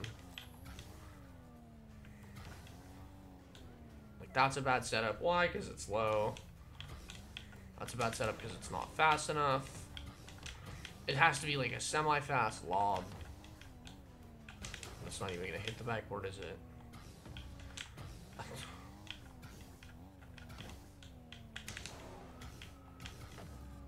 I just can't angle it correctly, I guess, because it keeps bouncing off the side. That's like your best bounce possible.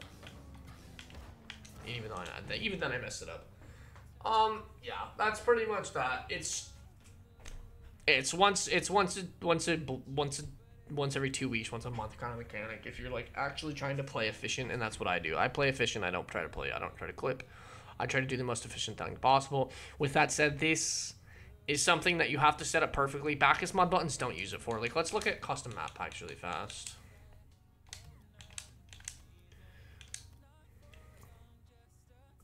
I have to enter a code. I didn't even think about that. Favorites.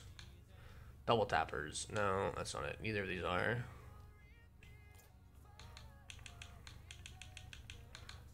Neither of those are there. And I didn't even use those. I used them for a day.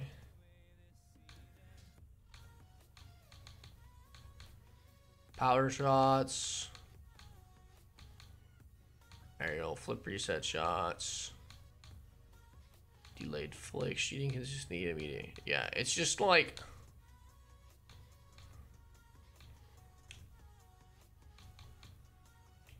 I don't know. I wouldn't use like any of these personally.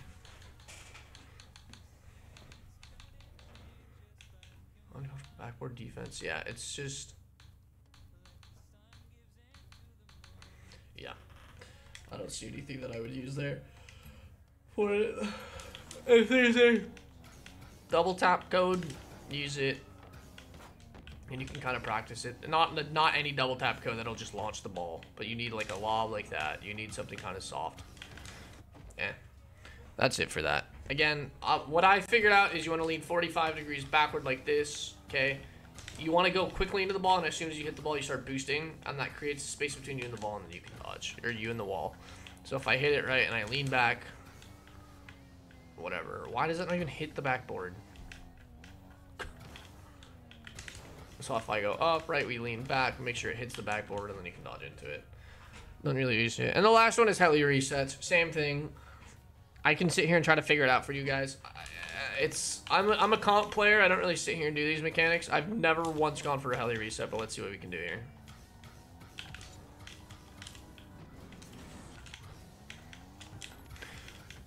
I don't really... Here's the thing. I'm a comp player, like I'm a strict comp player. Doing Heli resets, I have no fucking clue. So here's the thing about Heli resets, is you're essentially just under the ball doing this the whole fucking time. So what I would recommend is going like this. I mean, for like basic breakdown, is try to go under, and then just stall. Try to get comfortable doing that.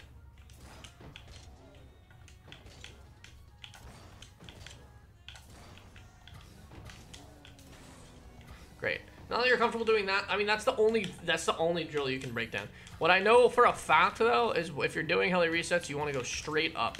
And you want to be directly under the ball when you reset. And you're just holding air to your left while doing a right. That's how you stall. I don't know. Maybe I'll figure it out. Maybe I won't. Again, I'm about max efficiency and playing comp. I'm not really about sitting here and like freestyling. I wasn't doing this in Overwatch either. I was jumping off of buildings and doing 360 no scopes.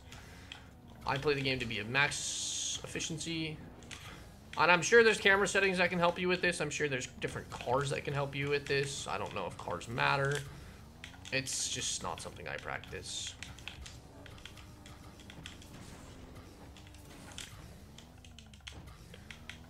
You want to go straight up the wall completely and be directly into the ball.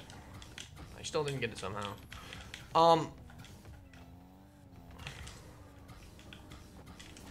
I don't know who's ever seen me heli reset, but a lot of you guys asked for it, surprisingly. And I hate to sit here and like be like, oh, like, sorry I couldn't teach you it, but it's like, the player that I am, I'm completely and fully like aware of what my goal is and how to reach it. This is just never gonna be something that I use in a game. It's just that simple. There's no breaking it down. It's not a simple thing to do. If you're like a silver player, if you're a GC1 and you've never tried this before, you will never be able to do it on your first week. I know you want to roll it straight up the wall, and I know you want to go directly into the ball. And then you use your boost accordingly to stay under the ball.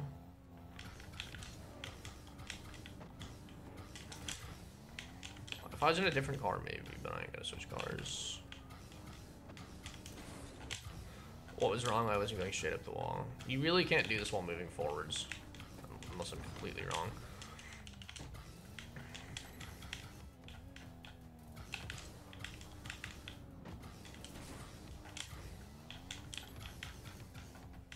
Again, I'm going straight up the wall and going straight under the ball. I shouldn't be boosting there. That's my fault. That's my fault. If I'm directly into the ball, there's no reason to boost.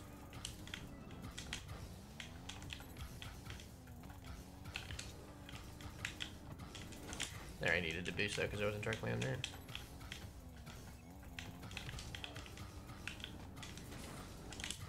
Bad. I guess I would have actually technically got that. I should have played through that.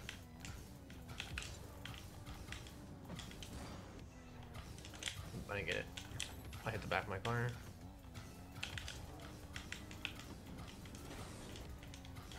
I'm actually surprised I didn't get that. Have I gotten to yet?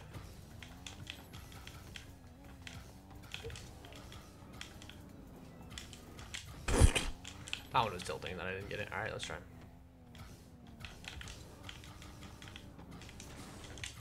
You need to make sure you very lightly tap your arrow right. Because if you start leaning too far to the right or left, it's very uncomfortable. What?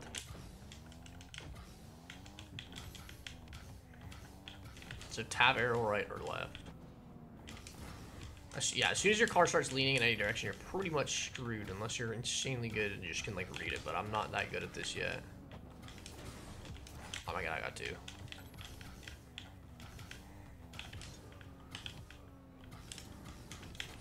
What?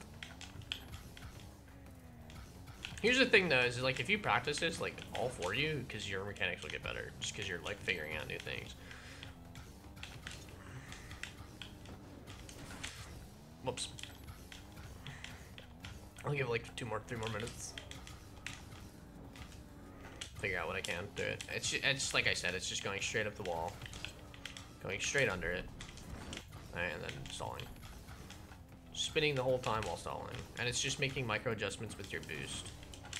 I'm leaning somehow. I don't know why my car was leaning forward, so I guess I wasn't completely squared under it. I jumped off the ball like an ape.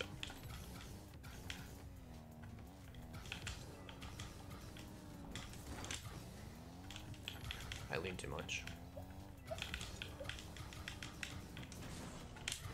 I wasn't holding my arrow left, or my air steer left.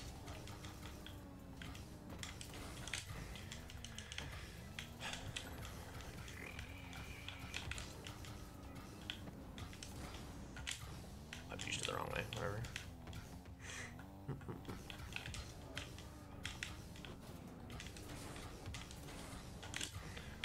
That was kind of it, but again, people probably want to learn how to do like 17 in a row.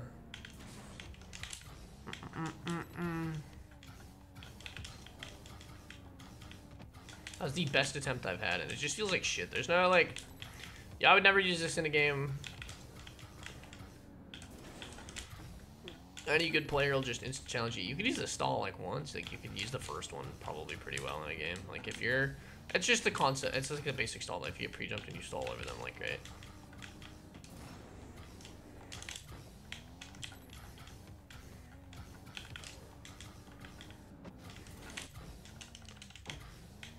Again, you're just rolling up the wall, go straight up the wall, go straight under the ball.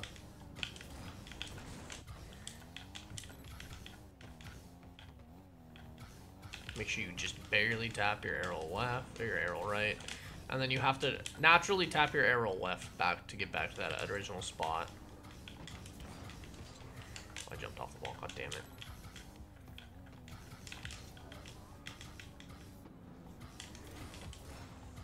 I boosted too much to this one direction.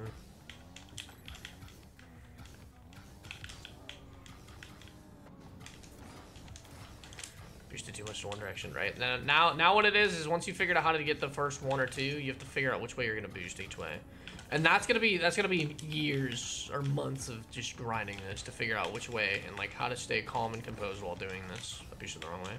Either right movement though.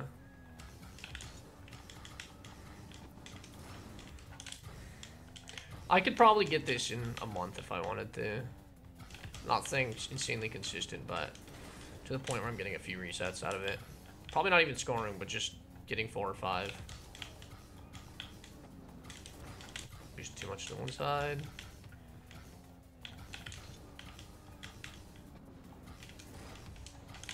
I don't know how I didn't get that there, to be honest, but that's fair. What was wrong with that? I wasn't directly into the ball, so I need to roll it straight up the wall more.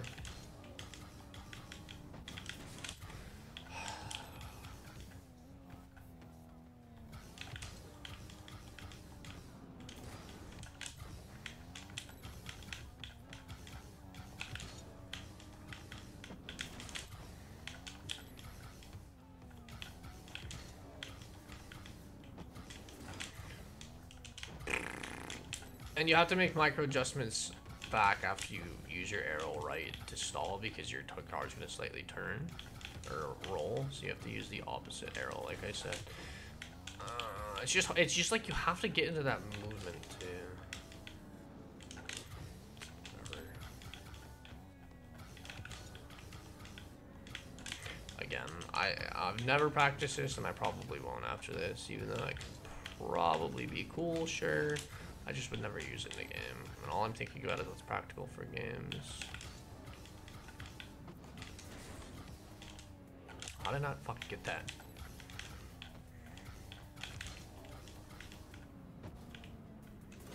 I forgot what I was doing.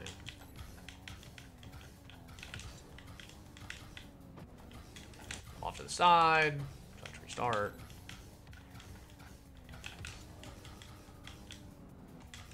I'm sure there's 1,000 other people that can describe this better than me. And that's mostly because I've never even tried to figure it out before this.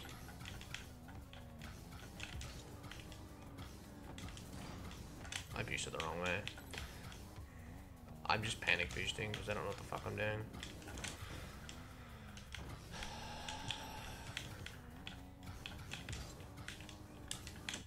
Too behind the ball.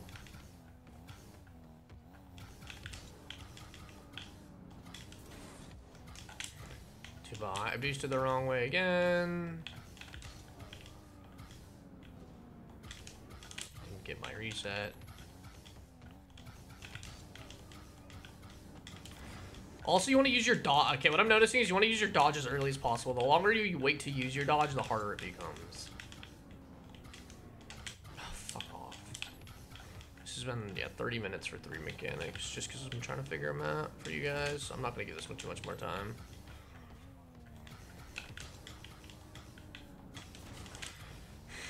Wasn't directly into the ball. I don't know how I didn't get that one, to be honest. I didn't arrow enough.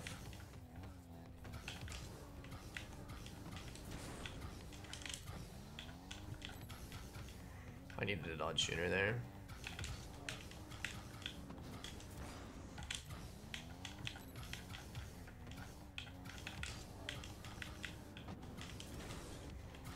I guess I got it, but I mean, the ball wasn't going straight up and down, so it was really awkward.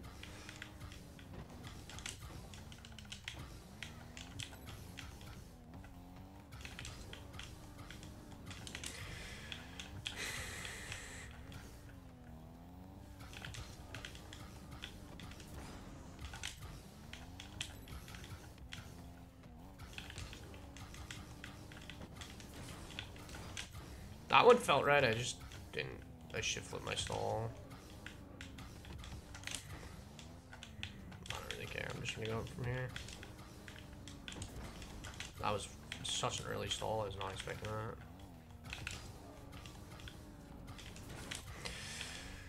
Alright, well that's pretty much it. These last mechanics, I mean, double reset even, like, isn't that efficient. And obviously, like, you'd be like, oh, you can score on people using it, like, yeah, sure. But, like, then again, you could probably just air dribble bump them out of the way.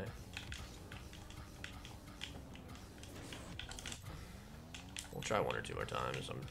I'm pretty annoyed with... That's not because I can't get it, I just, like... If you want to be a freestyler, knock yourself out kind of thing, but, like... That's the exact opposite of what I like him about. What's freestyling? Freestyling is trying to look as cool as possible while being as pretty much as inefficient as possible. Now with that said, if you have really good mechanics, sure, you can maximize efficiency. I don't ever see where this is going to save you a whole lot of boost or time. The double reset, you could argue. Yes, that'll help you. And I did say it would be good and useful here and there. As with the double reset, double tap, same concept. Could be useful, be nice to have. This, I see myself maybe using once a year. I don't even know how I don't get my reset there. Like, what?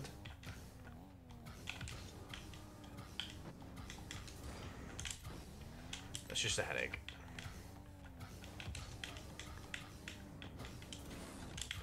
What? I'm not even directly under the ball most of the time. Like, these are becoming just shitty attempts. Like, this shit is so fatiguing because I just don't care.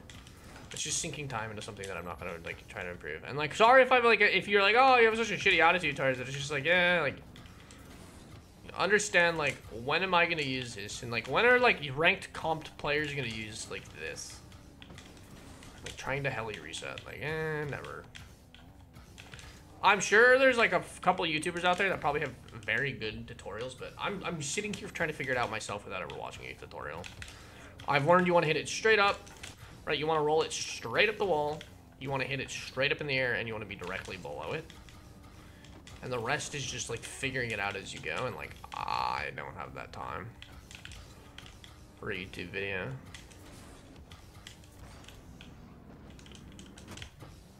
Dust up. Roll it straight up, hit it straight up, go straight under. Like, yeah. That's pretty much it, though.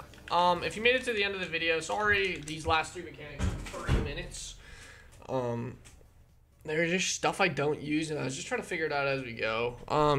Double reset, it's efficient. Reset, double tap once a week, it's probably efficient. A Heli reset, I'm sure. Let's look at this. I'm sure for the Heli reset, I'm sure maybe 10 players on this list at most used a Heli reset to win a game or score.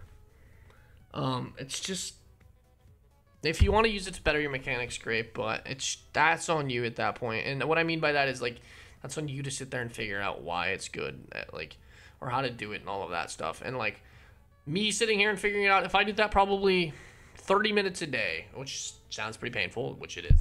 If I sat there, though, and did that, like, let's say 10, 15, 20, 30 minutes a day for the next month, I could probably do 4 or 5. I don't know if I could score, but I could probably do 4 or 5 and figure it out, and I'm sure a lot of you guys could as well.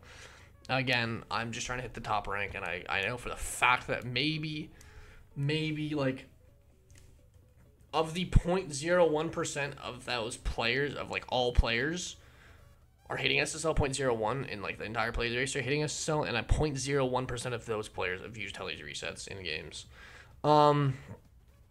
Yeah, again, sorry if these were so long. These last 3 mechanics, it's just I'm figuring it out as I go, and you guys can watch me figure it out as well. I wasn't hoping to do 40 minutes out of it, but I was hoping to do 5-10 minutes each. But I wanted to give you guys kind of the best attempts of myself doing them, and that's pretty much all I could give you guys there.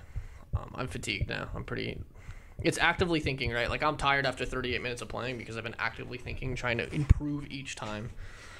But yeah, I guess I was bested by the Heli reset and the reset double tap. Reset double tap was a bit clunky though, because it was just the back. This is the back of smud buttons. It's just kind of fucking weird, but that's pretty much that. And the reset double tap, or the double reset. Is it efficient? Yeah, I mean that's you could argue is pretty good. And I use that in game, so I only used it if it's like a perfect setup for it though. But that's pretty much it. If you guys made it this far to the video, I don't know why. This is an incredibly long video. Took me 2 takes. I'm pretty happy with the quality. Thanks for watching. Coaching will be posted tonight. I'm posting this video tonight as well. That's pretty much everything. We're going to go back to our normal ranked, guys. I got a couple of ideas, but that's pretty much it. I'm fatigued, though. That's a lot of Rocket League today of sitting in free playing. You guys know I'm a ranked warrior. I don't really sit much in free play. We're almost back to GC3. I was GC1 yesterday because of my internet, and we're making our way back slowly. I'm out. Peace out, guys. Yeah, if you made it this far, thanks for that. I will post in a day or two, just a regular ranked grind, talk about some fundamental concept. But that's my mechanical in-depth guide. Peace.